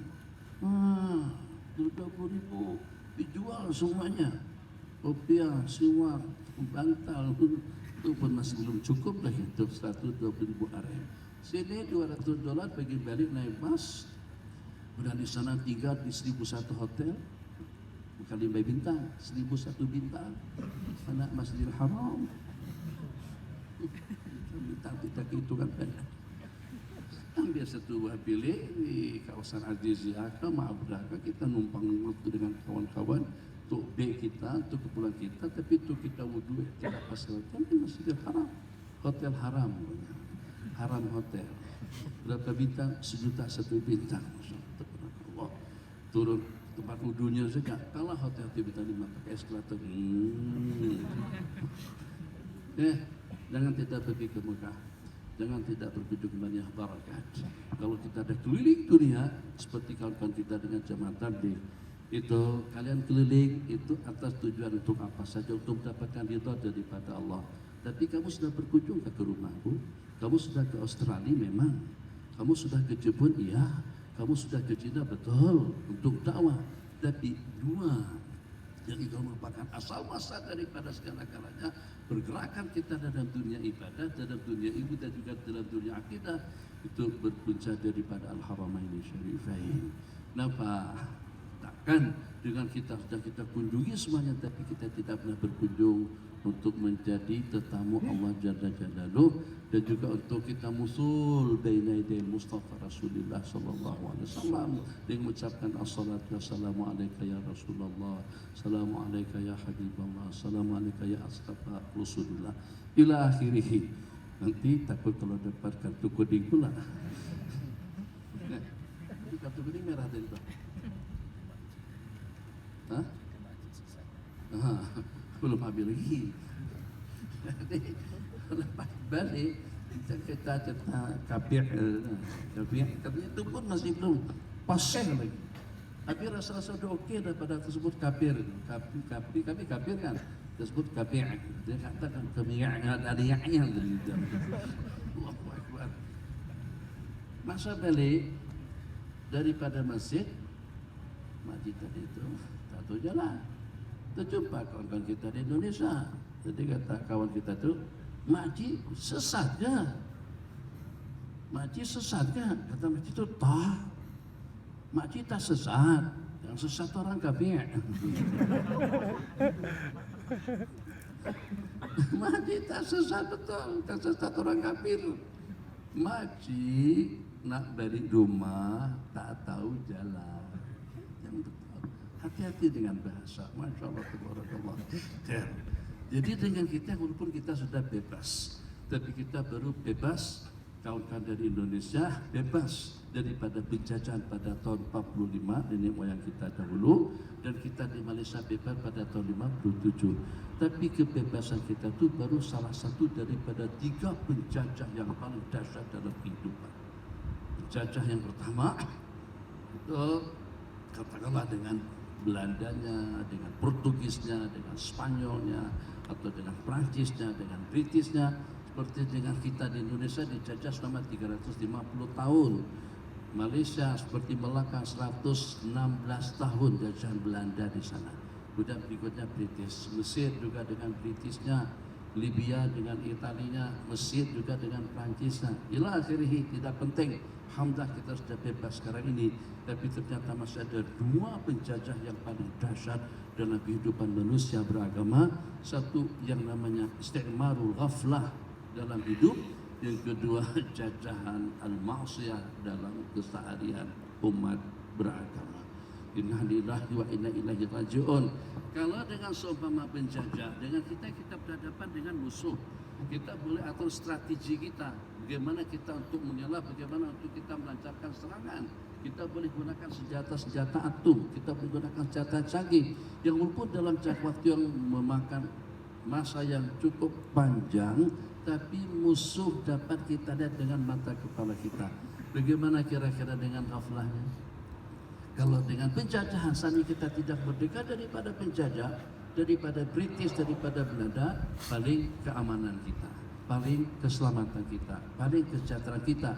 Sementara dengan 2 penjajah yang lebih dahsyat ini tidak mengamankan kita daripada keamanan, atau tidak menyerahkan kita daripada keamanan, tapi akan memperangkap dan juga akan mencampakkan manusia ke dalam murka dan lembah neraka Allah Jalla Jalaluhu. Bebaskan diri kita daripada ghaflah, bebaskan diri kita daripada segala macam bentuk maksiat. Apalagi kalau pada saat dengan kita bersama Google, bersama YouTube, bersama handphone, jaringan internet. Jadi kalau dulu-dulu kita nak nonton film, kita kena keluar dulu, namanya panggung wayang. Sekarang tak payah pergi panggung wayang. Panggung wayang itu sudah ada dalam bantal kita, sudah ada dalam bilik tidur kita masing-masing. Tak payah harus pergi ke sana kemari. Jadi canggih-canggihnya dunia teknologi sekarang ini ternyata juga secanggih itu dalam bentuk kemaksiatan dan pembongkaran yang berlaku dalam kehidupan. Berikutnya, kalian di sini, masya Allah, tabarakallah, semuanya mesti kagum dengan yang besar, dengan yang agung, hafalannya luar biasa, amalannya luar biasa, ubudiahnya luar biasa, tarawihnya di tarawih kalau ikut yang kami terima beritanya sampai 100 rakaat. Jika yang kita yang 8 rakaat itu tak ada apa-apanya. Dikira kita di sana paling baca Asmaul Husna.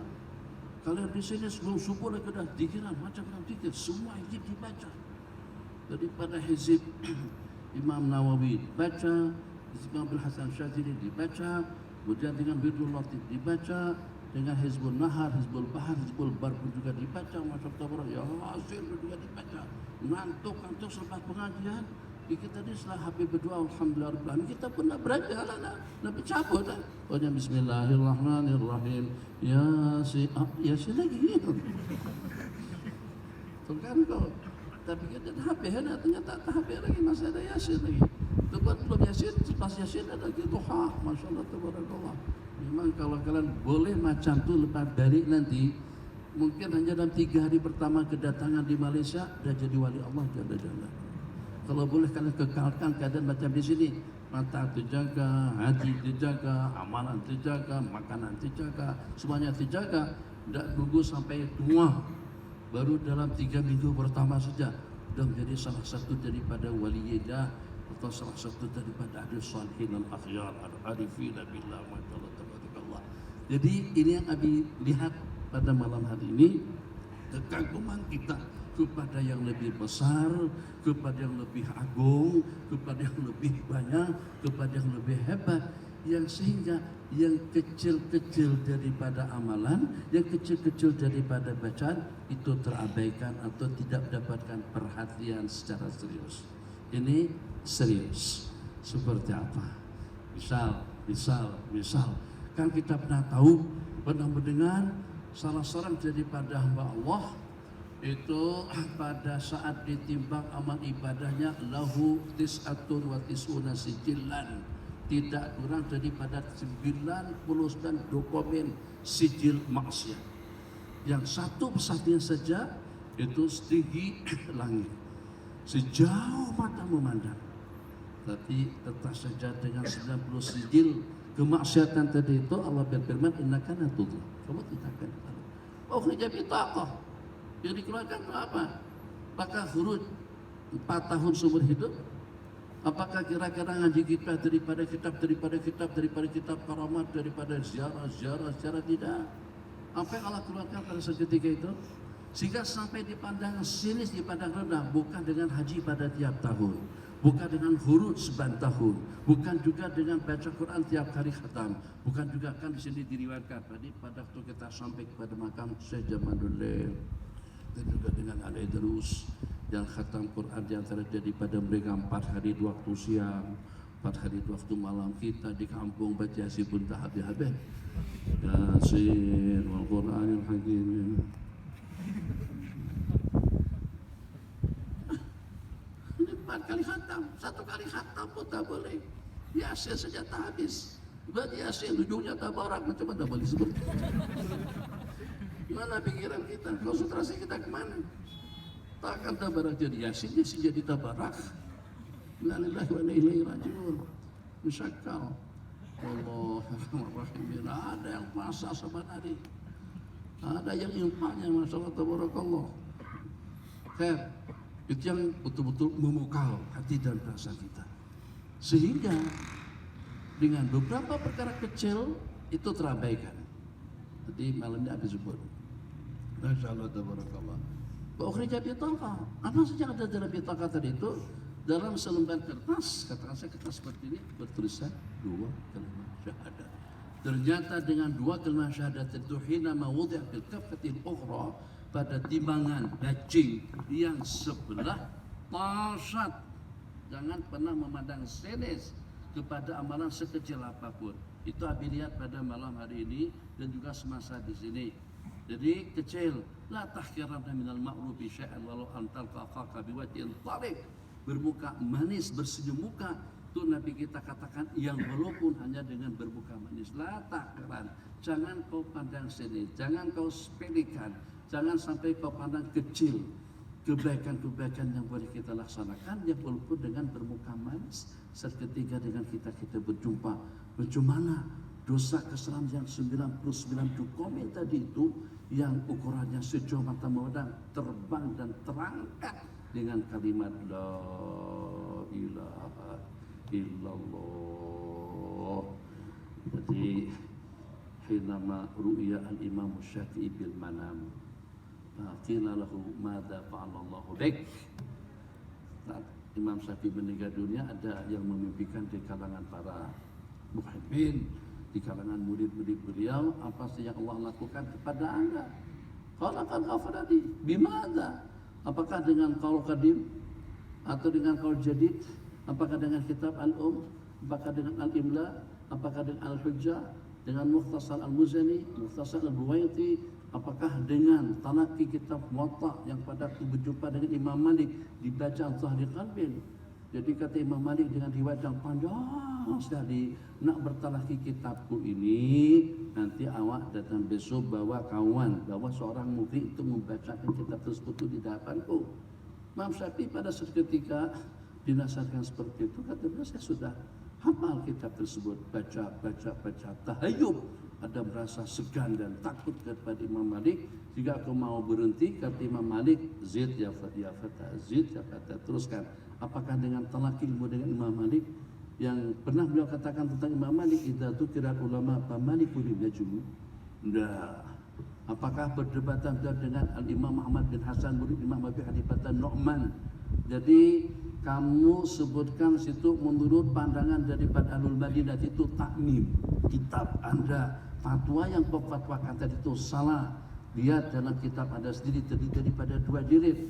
Sekilas mata memandang saja dalam malam hari itu Imam Syafi'i sudah hafal isi kandungan yang ada dalam kitab Al-Imam Muhammad bin Hasan, murid kesayangan Imam Abu Hanifah Nu'man rahimahullahu ta'ala pun juga tidak. Apakah kira-kira dengan Imam Syafi'i yang khatam Al-Quran pada tiap malam 1 kali, tiap malam khatam Quran, bulan Ramadan marratain, marrah bin nahar wa marrah bin lail pun juga tidak.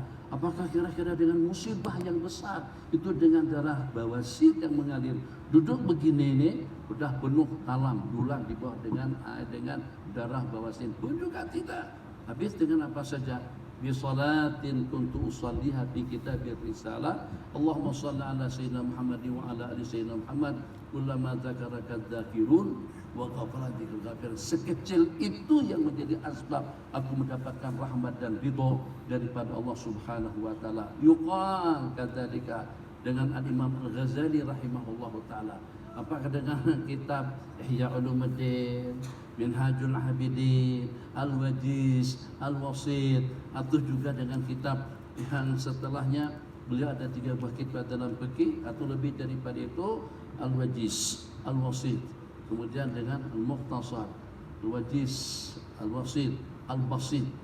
Jadi pada kitab Al-Wajiz menjadi pada kitab Muharrar, daripada Muharrar menjadi pada kitab Minhajul Talibin, daripada Minhajul Talibin menjadi pada Nahjul Talib, Nahjul Talib Salam menjadi Fathul Wahhab. Banyak maka enggak, bukan karena itu.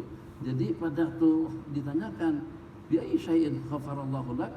Jadi kata Imam Ghazali rahimahullahu taala, itu dengan membiarkan lalat menyerap meminum dawat yang ada pada masa NU, pada mata NU budakan dia hingga. Jadi dia akan tak bakalan minum dawat kecuali kalau dalam keadaan darurat, wa darurat tubihul mahdurat. Kalau seandainya ada air, tak akan lalat minum dawat, mesti dia akan minum air. Ada pilihan lain sirap Bandung, ada pilihan lain teh tarik, tak akan dia minum dawat. Dawat boleh mati, mati keracunan. Hanya memberikan restu dari Allah untuk menjerap sedikit daripada dawat tadi itu. Allah ridho. Ridho Allah itu tidak pasti. Allah sembunyikan, tidak pasti dengan amalan-amalan yang besar. Jazakallah khairan jazak. Sakhatullah pun juga seperti itu. 2 cerita. Apalagi kira-kira yang boleh kita kongsikan, cukup setakat itu dulu. Yang kecil jangan pernah dipandang sini dan juga pernah dipandang rendah. Boleh jadi yang kita tidak anggap apa-apanya. Ternyata Allah ridho. Ambil letakkan kitab di atasnya. Di sini kitab dekat dengan kaki kalian. Beli, tapal, mungkin habis dalam 10 real, 10.000, 30.000 tak kisah. Tapi jangan sampai setara kitab Kasbul Ummah atau juga dengan kitab Naqutun Nafis atau dengan kitab-kitab seperti itu tak termasuk dalam wa may yu'azzim sya'airallah fa innaha min taqwal qulub. Ma'zimu sya'air. Itu satu yang pertama. Jadi sekecil apapun perkara baik jangan kita sepelekan, dan sekecil apapun perkara buruk jangan sampai kita terpepit. Jadi ada 4 akhfallahu arba'an bi arba'. Allah rahasiakan 4 perkara pada 4 perkara. Ridahu bi ta'atih, sahatuhu bi maksiyatih. Kemudian hari Jumat itu dengan waktu dijabahnya, dan juga yang keempat itu adalah waliyullah min baini khalqih. Siapa yang wali? Mungkin saudara, mungkin yang jenggotan, mungkin yang cumpan-camping, mungkin yang miskin, mungkin yang tak punya duit, mungkin yang hutang tiap waktu, mungkin juga yang dipandang rendah oleh orang ramai. Tidak ada jaminan, tidak ada kepastian. Yang kalau pada waktu badannya besar, tinggi, handsome, itu adalah salah satu daripada aulia ilahi. Nah, Sayyidina Uwais bin Al-Qarni itu dikatakan seperti orang gila. Siapa yang pernah mengenal atau siapa yang pernah tahu tentang muasabah daripada Sayyidina Uwais? Handsome, tidak, kaca, tidak, besar, tidak, serba tidak punya. Dikatakan min ahadil majani. Tapi ternyata Nabi kita bersabda, sayadkhulul jannata bi syafa'ati Uwais bin Al-Qarni mislu adadi Rabi'ah wa Mudhar. Akan masuk surga nanti pada hari kiamat jumlah bilangan dengan syafaatnya Sayyidina Uwais seperti bilangan penduduk Rabi'ah dan Mudhar. Jadi itu 2 perkampungan yang paling padat dengan jumlahnya yang kami maksudkan di antara lain salam, ani, saf, kecil. 3 ini yang paling mencemburukan orang-orang Yahudi. Kalian sudah tak terpandang ucapan waalaikumsalam. Tadi berapa ramai yang menjawab salam? Dari MC kepada Ustaz Irfan, kepada Ustaz Hamzamri, kepada Sangku, pada B. Kalau ditotalkan 10, 20 saja. Kita ada dalam 150-an lebih. Itu kecil. Sekecil-kecilnya waalaikumsalam. Dan semudah kita ucapkan assalamualaikum. Jangan tidak akan menjadi ifsha. Jadi kita tak kata ifsha kepada haji, kepada umroh, tapi ada afsus salam bainakum. Alaman arafta wa man ta'rif. Dan orang yang mau disalami. Assalamualaikum. Jawabnya kuat. Jemaah kita, masyaallah tabarakallah, segala-galanya kita punya. Tapi ternyata kita masih belum pandai menjawab salam. Belum pandai lagi. Udah baca kitab dah. Alfiahnya hafal, semua jenis alfiah. Alfiah Iraqi hafal, alfiah Imam Suyuti hafal, alfiah Imam Malik pun juga hafal, Zubair pun juga hafal, Baikuna semuanya hafal. Tapi belum hafal menjawab waalaikumsalam warahmatullah. Kuat, bukan jawab dalam hati. Kalau jawab dalam hati, aku juga bagi salam dalam hati. Jadi siapa yang menjawab? Nah, itu yang kecil itu kita pegang. Amin, alhamdulillah, itu bagus. Jadi karena dengan banyaknya amalan yang kita amalkan di sini, besarnya usaha dan upaya kita dalam agama, sehingga kadang-kadang perkara-perkara sepele di mata kita, perkara-perkara kecil di mata kita, yang Nabi kita bersabda dengan ifsya'us salam taslamu, macam mana boleh, supaya kalian dapat memahami tentang rahasia, sebarkan salam kamu akan selamat. Cuma dengan salam boleh selamat. Amin. Bagaimana supaya para malaikat ikut serta. Selalu amin. Maghrib, isya, subuh. Atau jarang-jarang mengaminkan bacaan Habib pada waktu beliau jadi imam. Kita kalau di sana memang kongkong. 3.000 jamaah yang jawab amin paling 17. Yang selebihnya senyap, diam. Apalagi kunut. Kalau kunut ada yang nyahut. Allahumma hdina fiman hadait. Macam mana dengan kita? Kita tidak bersikap adil kepada diri pribadi kita masing-masing.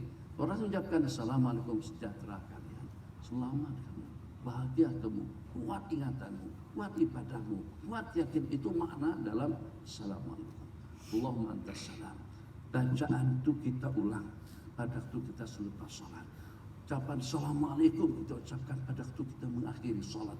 Berarti itu luar biasa. Bukan setakat itu saja, orang mati pun kita beri assalamualaikum ya ahlal kubur. Bukan setakat yang hidup saja. Kalau kepada orang mati kita salamin, pamin nabi Allah dengan orang-orang yang hidup, jangan tidak pergi salam. Tua, hitam. Mungkin barangkali mata kita pengemis salam.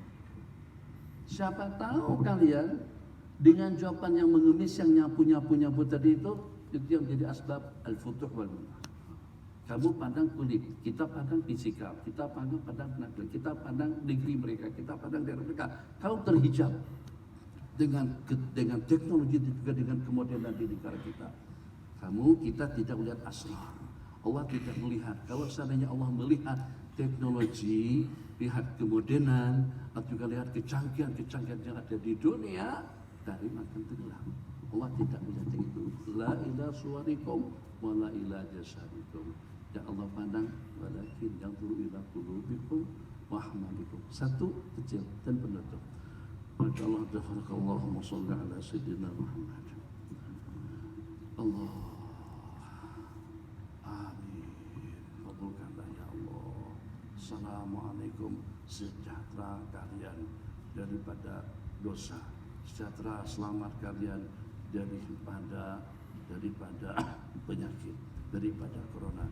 Assalamualaikum, absus salamat taslamu. Tak cukup. Tolong nanti kalau titip Habib sampaikan salam mana? Sampai amanah titip salam pula kepada tempat. Berarti penting betul yang namanya salam. Yang tidak ada tempat, kita amanahkan, titipkan salam kepada orang berkenaan. Yang sudah mati, kita ucapkan assalamualaikum ya ahlal kubur. Malaikat Jibril sampaikan salam kepada Sayyidatuna Aisyah radhiyallahu ta'ala anha. Selain daripada itu, yang paling kita inginkan tentang salam, salamun qawlan min rabbir rahim. Kita harapkan seperti itu, nanti ucapkanlah kepada kita salamun, ucapan sejahtera. Qawlan, perkataan daripada Sang Pencipta Jalla Jalla.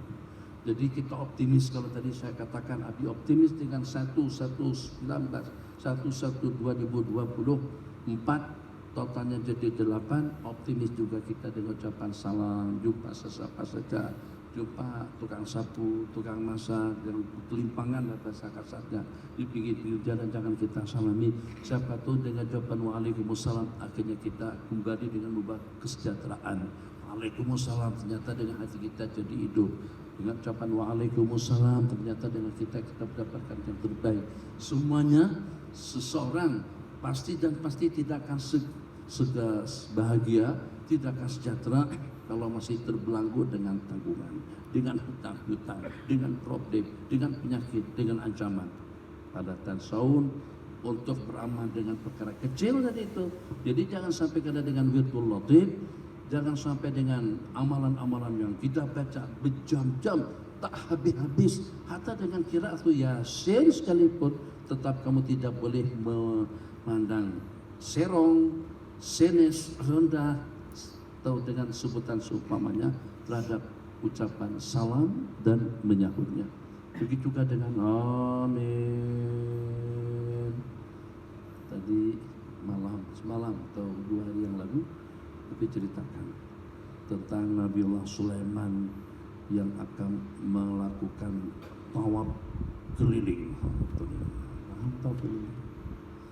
Sayujami ma'atam ba'atin min zawjah, dia akan mensetubuhi, menggauli dengan sejumlah 100 orang istri. 100. Ini yang kawin-kawin tahu cerita 100. Kata Ustaz Azan Idrus singgah di kedai di Arian pesan minuman, Cik nak minum apa? Telur ayam kampung 5 butir di blend dengan kulitnya. Apa hebat Gagak Perkasa, ada tuh bertarung setengah menit ya domba. Yang sudah tahu. Ini bukan cuma 100 bang, 100 orang. 100 orang istri.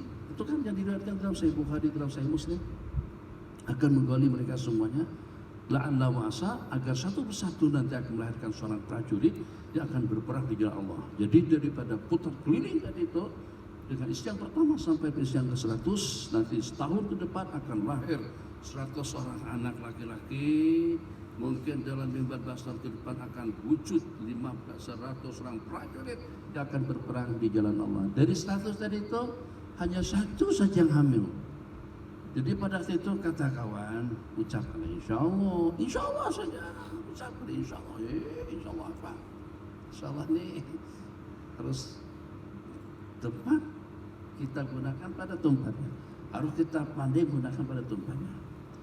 Insya Allah apa?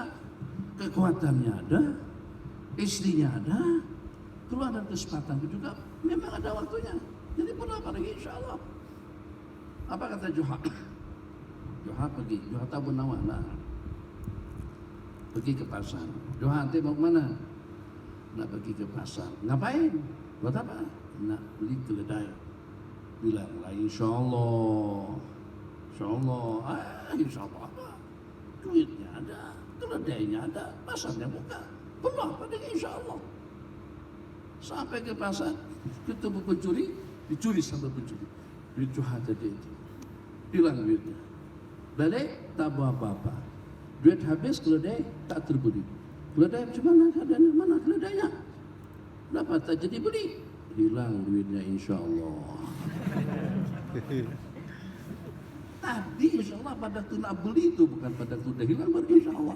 Itu salah menggunakan kata-kata insya Allah. Ayat wala taqulanna syai'in inni fa'ilun dzalika gadan illa insya Allah. Ucapan insya Allah. Jadi Nabiullah Sulaiman itu lupa mengucapkan insya Allah. Macam seperti kalian itu lupa menjawab Waalaikumsalam karena dengan wirdu Al-Latif, Hizbul Bar atau juga dengan amalan Hasan Banna itu dibaca juga pada masa persalaman kan? Apa masa Masurat dibaca, semuanya dibaca. Masalah tabarakallah, kitab besar-besar. Allah, apa sabda Nabi? Dari 100 tadi cuma hanya 1 yang hamil itu pun separuh anak, cacat, tak sempurna. Nabi kita bersabda, seandainya Nabiullah Sulaiman alaihissalam mengucapkan insya Allah, pasti dan pasti ke 100 orang istri itu akan hamil dan kesemuanya 100 orang anak beliau akan menjadi pejuang fisabilillah. Itu kesimpulannya seperti apa? Kesimpulannya jangan mensepelekan la taqiranna minal ma'rufi syai'an. Jadi jawab salam kuat, ucapan amin kuat. Kenapa? Baginda dengan para malaikat ikut mengaminkan bacaan Fatihah daripada imam, sebab kita telah membaca doa yang teristimewa. Tidak ada satu doa di dalam Al-Quran pun dengan jumlah yang lebih panjang daripada doa yang kita baca dalam surah Fatihah, ihdinas siratal mustaqim. Tapi tidak ada daripada doa-doa yang panjang sekalipun seperti dalam surah Al-Baqarah yang diakhiri dengan ucapan amin, kecuali suratul Fatihah. Selamat semuanya dan juga ucapan juta-juta terima kasih kepada kawan-kawan Al-Ahbab daripada jemaah tabligh yang ada di Bumi Tarim beberapa hari sebelum kami sampai kemari. Jadi jangan lupa kita punya 2 tugas. Tugas yang pertama tahsil, tugas kedua adalah tabligh. Tugas yang pertama tahsil, kita kejar dulu, kita cari di sini memang tempatnya untuk kita mendapatkan ilmu sebanyak-banyaknya. Kamu jangan terlalu menghayal yang nanti pada suatu ketika akan ada lagi peluang kedua dan ketiga. Jadi peluang kalian dengan kalian sepasa berada di sini, ulamanya masih kathiri, masih banyak, ahli tasawufnya ramai, ahli fikihnya banyak, yang ahli hadis pun juga ada. Di mana ada pengajian jangan Anda lengahkan, jangan Anda abaikan. Berarti pada masa yang sama agar bagaimana taifah kumpulan yang segelintir yang keluar untuk mempelajari ilmu agama itu nanti akan mampu untuk wayundiru qaumahum idza raja'u, kembali dengan membawa nur hidayah taufik dan hidayah kepada umat. Jadi di sini alhamdulillah yang walaupun secara tertib kami atau dengan tertib dakwah itu mungkin tidak terlalu ketara, tapi yang secara pastinya semuanya itu sudah ada. Kita gerakkan orang-orang untuk salat jamaah, mereka sini sudah salat jamaah, masjid penuh saja terus setiap waktu, paling tidak pun dalam 2/3.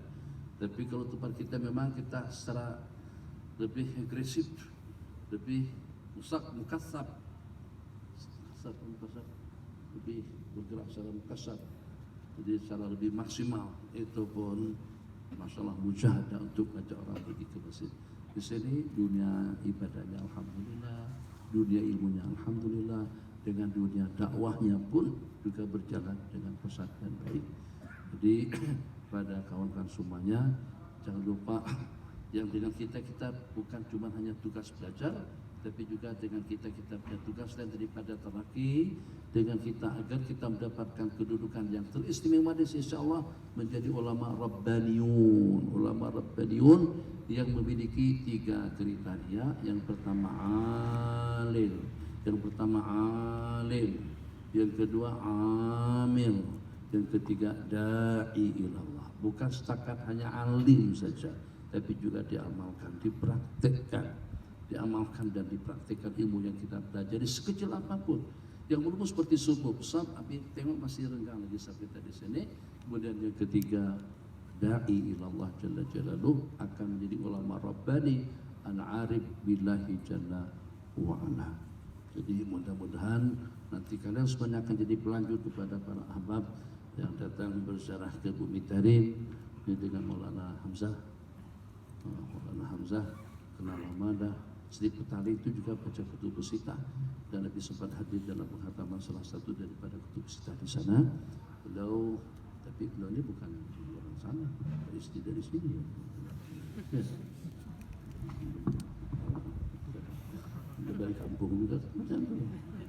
Dari kampung. Di kampung istri. Jangan pikiran itu, bawa ilmunya bukan bawa orang sini. Ilmunya bawa. Nanti datanglah ziarah kami juga di Janda Baik. Kalau ziarah ke Janda Baik, bawa yang baik-baiknya, jandanya biarkan saja duduk. Okay? Kalau di Pelawala atau datang di Janda Baik, kita ada mahat di Keluang, Johor. Di Keluang ada namanya Al-Habba, di Seremban ada Azain, di Suluk Ilallah pun juga kita ada mahat, di Melaka pun juga Azain Al-Madaniyah pun juga ada mahat di sana, alhamdulillah. Jadi semuanya itu berpunca daripada apa saja? Ilmu, amal, dan dakwah. Tiga-tiga jangan sampai kita pisahkan, supaya dengan kita mendapatkan yang terbaik daripada segala-galanya. Tadi dari sentuh-sentuh ilmu baru bagi kita ada 3 tak tasyrif di situ. Balighu ani walau ayat. Balighu itu berarti tabligh, ani itu berarti tasyrif, walau ayat kita adalah tahfif. Alhamdulillah. Itu tuh kawan-kawan lebih mahal nilainya daripada dunia dan isi-isinya. Itu yang Nabi kita sebutkan, babun minal ilmi ahbu ilaina min alfi raka'ah. 1000 rakaat salat yang kita laksanakan masih belum setanding lagi pahalanya dengan satu bidang ilmu yang kita dapatkan. Kita dapat banyak malam ini daripada ikhwan al-afadil dan juga daripada saudara kita Irfan. Mungkin setakat itu dulu daripada Abi. Mudah-mudahan Allah berikan kemudahan pada kita semuanya. Allah panjangkan umurnya, Allah sehatkan jasmaninya, rohaninya, Allah murahkan rezekinya, Allah panjangkan umurnya, Allah berikan ketenangan dan ketentraman dalam kehidupannya, Allah berikan taufik dan hidayah dalam kehidupannya, Allah berikan kesejahteraan, inayah, riayah, hirasah daripada Allah Jalla Jalaluhu di sepanjang hidupnya. Allah karyakan pada kita husnul khatimah selamat daripada adab dan jepitan kubur. Amin. Allah kita mal anbiya wal mursalin. Amin. Berperang siratal mustaqim secepat kilat. Kubur kita dengan sayyidul anbiya wal mursalin di dalam surga al-firdaus al-a'la. Idza sa'altumullah al-jannata fas'aluhu al-firdaus al-a'la. Nas'aluka ridhaka wal jannah wa na'udzubika min sakhatika wan nar. Ya Karimu ya Wahhab akrimna bil firdausil a'la bighairi hisab. Hadza bil taufiq. Wassalamualaikum warahmatullahi wabarakatuh. Waalaikumsalam warahmatullahi wabarakatuh. Waalaikumsalam warahmatullahi wabarakatuh. Alhamdulillah, mewakili seluruh pelajar Darul Mustafa mengucapkan jutaan terima kasih. Jazakumullah khairal jaza kepada Fadilatul Syekh Nuruddin Al-Banjar Al-Makki, juga para asatidzah yang hadir, ada Maulana Hamzah dan ada juga bersama kita segenap Persatuan Ahli Jawatan Kuasa Persatuan Permaian juga bersama kita insya-Allah. Mudah-mudahan dapat kita manfaatkan apa kita dengar insya-Allah, dan besar harapan kita moga Allah kabulkan segala doa Syekh insya-Allah buat kita semua insya-Allah. Jadi insya-Allah mewakili Persatuan Pelajar Malaysia Darul Mustafa At-Ta'awun, ada sedikit cendera mata insya-Allah kita persilakan pengerusi Persatuan At-Ta'awun Pelajar Darul Mustafa, Saudara Irfan, menyampaikan kepada Fadil Ustaz Zamri. Boleh minta sedikit informasi tentang dakwah daripada Maulana? Ya, bagi 5 minit ya. Kuliah 7 menit. Bagi gambar am. Jadi tengok dakwah di dunia lah, bukan kita sama kuliah aktiviti. 7 menit, 5 menit. InsyaAllah permintaan daripada Fadilatul Syekh, insyaAllah kita dengarkan Tentang Karpuzari. sebelah sedikit pengalaman dakwah daripada Maulana Hamzah. Tafadhal.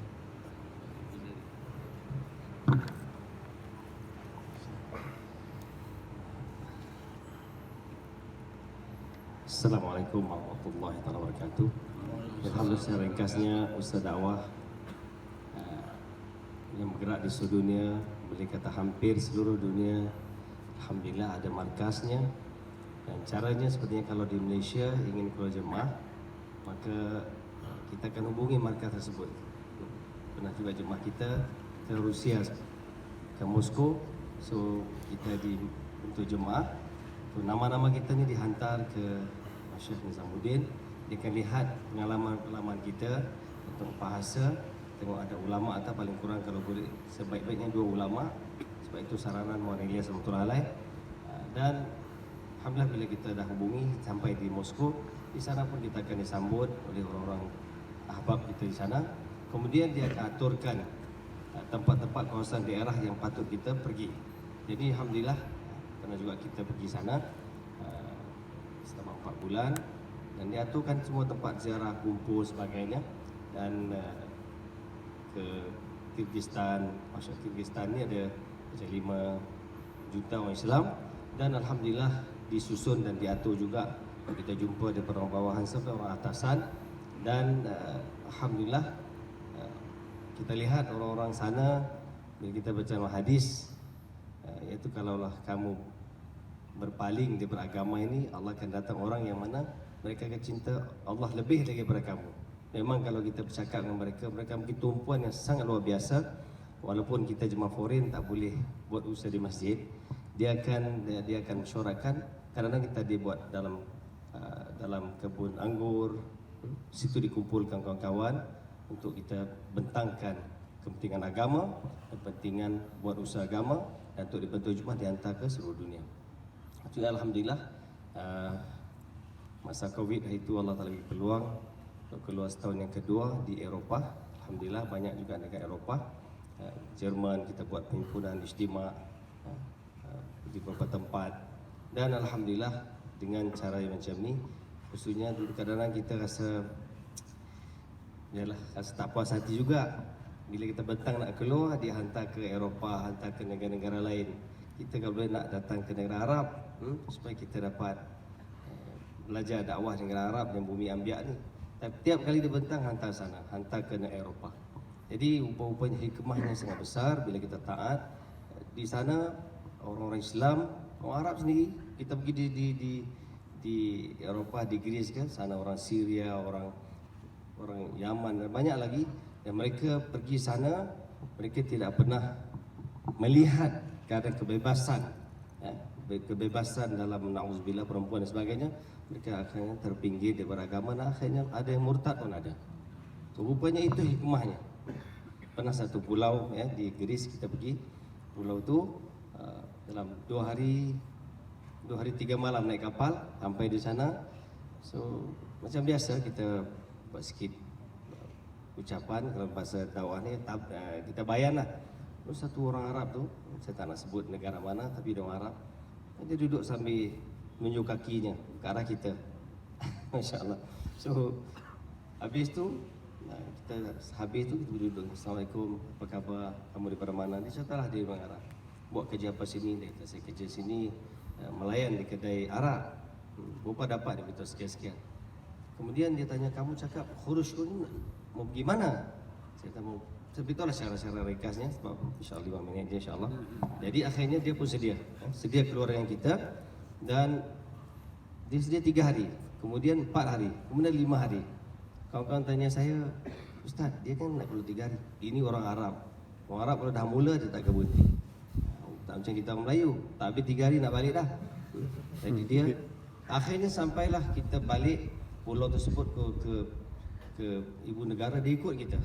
Akhir sekali selama sebulan dengan kita tu, saya minta dia untuk bayan ataupun ceramah, dia tak sedia. Akhir kata kami besok nak balik, mesti kena cakap sikit. Dia pun mula cakap dan menangis. Dia kata saya ni lebih hina daripada binatang lagi. Kamu walaupun orang bukan Arab, kamu lebih mulia dari saya, kamu telah ambil kerja dakwah. Satu lagi kami bawa dia satu pulau juga, dia orang Mesir. So habis dia keluar 3 hari, lepas tu 4 hari, akhirnya 10 hari. Sama juga, Ustaz, dia kan 3 hari kita. Orang Arab memang macam tu. Kalau dah mula, masya-Allah. Tak mula tak apa, dah mula insya-Allah susah dia nak berhenti. Jadi hari nak balik, saya kata, apa kesan kamu? Dia kata, saya sebenarnya dah nak murtad dah. Dia kata, saya dah nak tinggal Islam, dah betul asal dari Islam ni. Tapi bila saya duduk dengan jemaah, saya tengok, saya masih ada harapan bahawa Islam ni boleh diamalkan lagi di zaman ini. Sedangkan kita buat biasa-biasa, pada makan, nak tiru ziarah. Dan berkata kenapa? Mungkin sebab dia tengok akhlak orang-orang Islam di negara dia sendiri pun kita tak betul dengan dia. Dan inilah banyak alhamdulillah usaha-usaha bergerak di Amerika ada markasnya, di England baru ni pun kita buat istimak, alhamdulillah pun hadir dalam 7-8 ribu orang, alhamdulillah. Dan memang kita akan lihat kalau kita bergerak betul-betul seluruh dunia, maka kita tidak akan bergaduh dengan Islam. Sebab apa? Nak dapatkan satu Islam itu bukan senang. Kadang-kadang cari satu masih talim Ustaz Abdullah, dia pergi Argentina, dia cari dapat satu nama, jadi dia berhenti semayang di stesen kereta api, satu orang Yahudi datang. Dia kata, kamu mau cari orang Islam ke? Dia kata, saya doktor. Kata, ya, ada satu tempat tu aku pergi sana, dia tu dah bersakit saya, dia orang Islam asal daripada Syria, pergi jumpa dia, Yahudi. Jadi pergilah naik kereta api dalam 12 jam sampai sana, tengok dia dalam keadaan dah nazak. Jadi jemaah cakap dengan dia. Dia dalam bilik itu semua agama ada dalam tu. Sebab dia kata mungkin agama ni betul, mungkin bukan agama ni betul. Oh betul.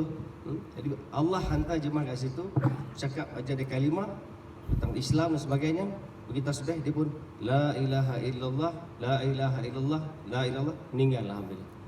Baru jemaah faham bahawa sebenarnya Allah hantar jemaah ke Malaysia ke Argentina untuk selamatkan dia, subhanallah. Itulah insya-Allah itu orang awam yang keluar, kalau ulama macam tuan-tuan yang keluar dari Allah lagi lebih kesan. Semua sedia insya-Allah. Bismillah, terima dan kabul. Niat pergi seluruh dunia soalan insya-Allah.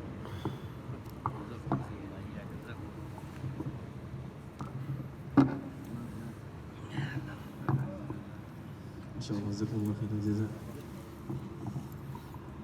Jadi dipersilakan kepada Ustaz Zamri Hashim untuk menerima sedikit cenderamata insyaAllah.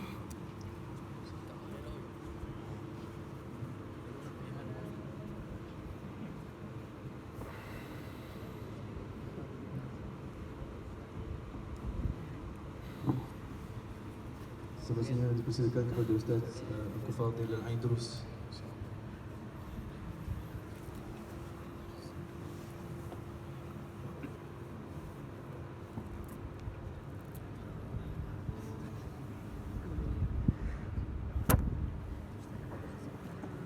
Seterusnya dipersilakan kepada Fadilatul Syekh Nuruddin Ibn Jarid Makki Hafizahullah.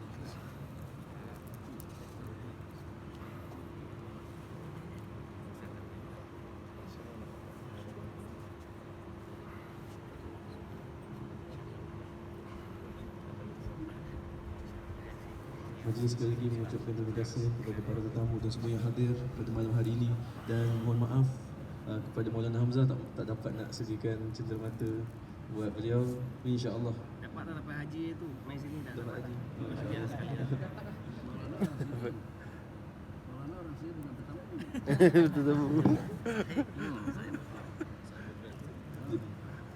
Jadi insyaAllah sebagai penutup majlis, kita meminta kepada Fadilatul Syekh untuk membacakan doa.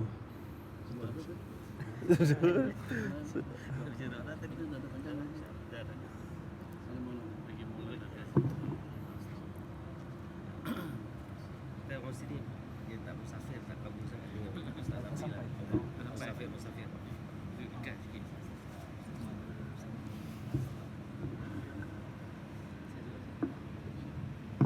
Alhamdulillah Rabbil Alamin, wassalatu wassalamu ala ashrafil anbiya wal mursalin wa ala alihi wa sahbihi ajma'in.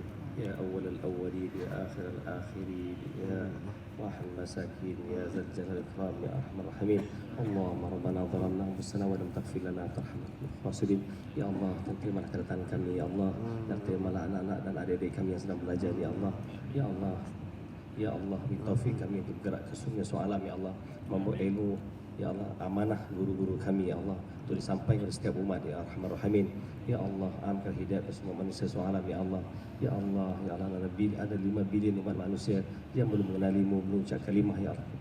Bukan lebih hidayah khususnya pada ketika ini ya Allah, sehingga tidak ada di muka bumi yang tidak mengucap kalimah ya Arhamar Rahimin sama ada umat ini ya Allah. Ya Allah yang sudah, ya Allah yang sudah Islam, yang beri taufik untuk amalkan Islam 100% ya Allah, supaya menunjukkan kecantikan Islam ke setiap umat yang belum Islam ya Allah. Ya Allah, kami jadikan kami semua da'i-da'imu ya Allah, yang sangat mengorbankan diri dan harta jiwa raga kami demi agama yang dari amanah kepada kami ya Allah. Rabbana atina fid dunya hasanah wa fil akhirati hasanah wa qina adzabannar. Wa sallallahu ala sayyidina Muhammad wa ala alihi wa sahbihi bi rahmatika ya arhamar rahimin.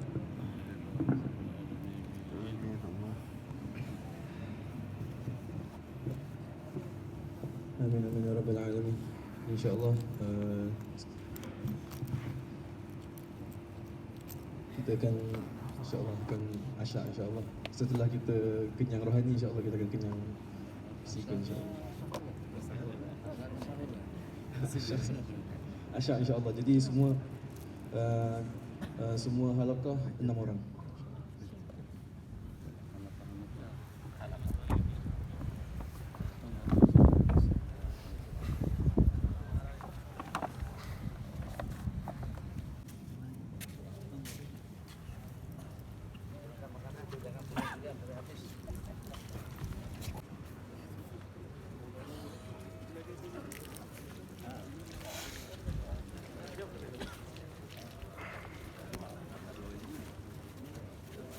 Makan nasi si barakah. Jalan tadi. Usahawan.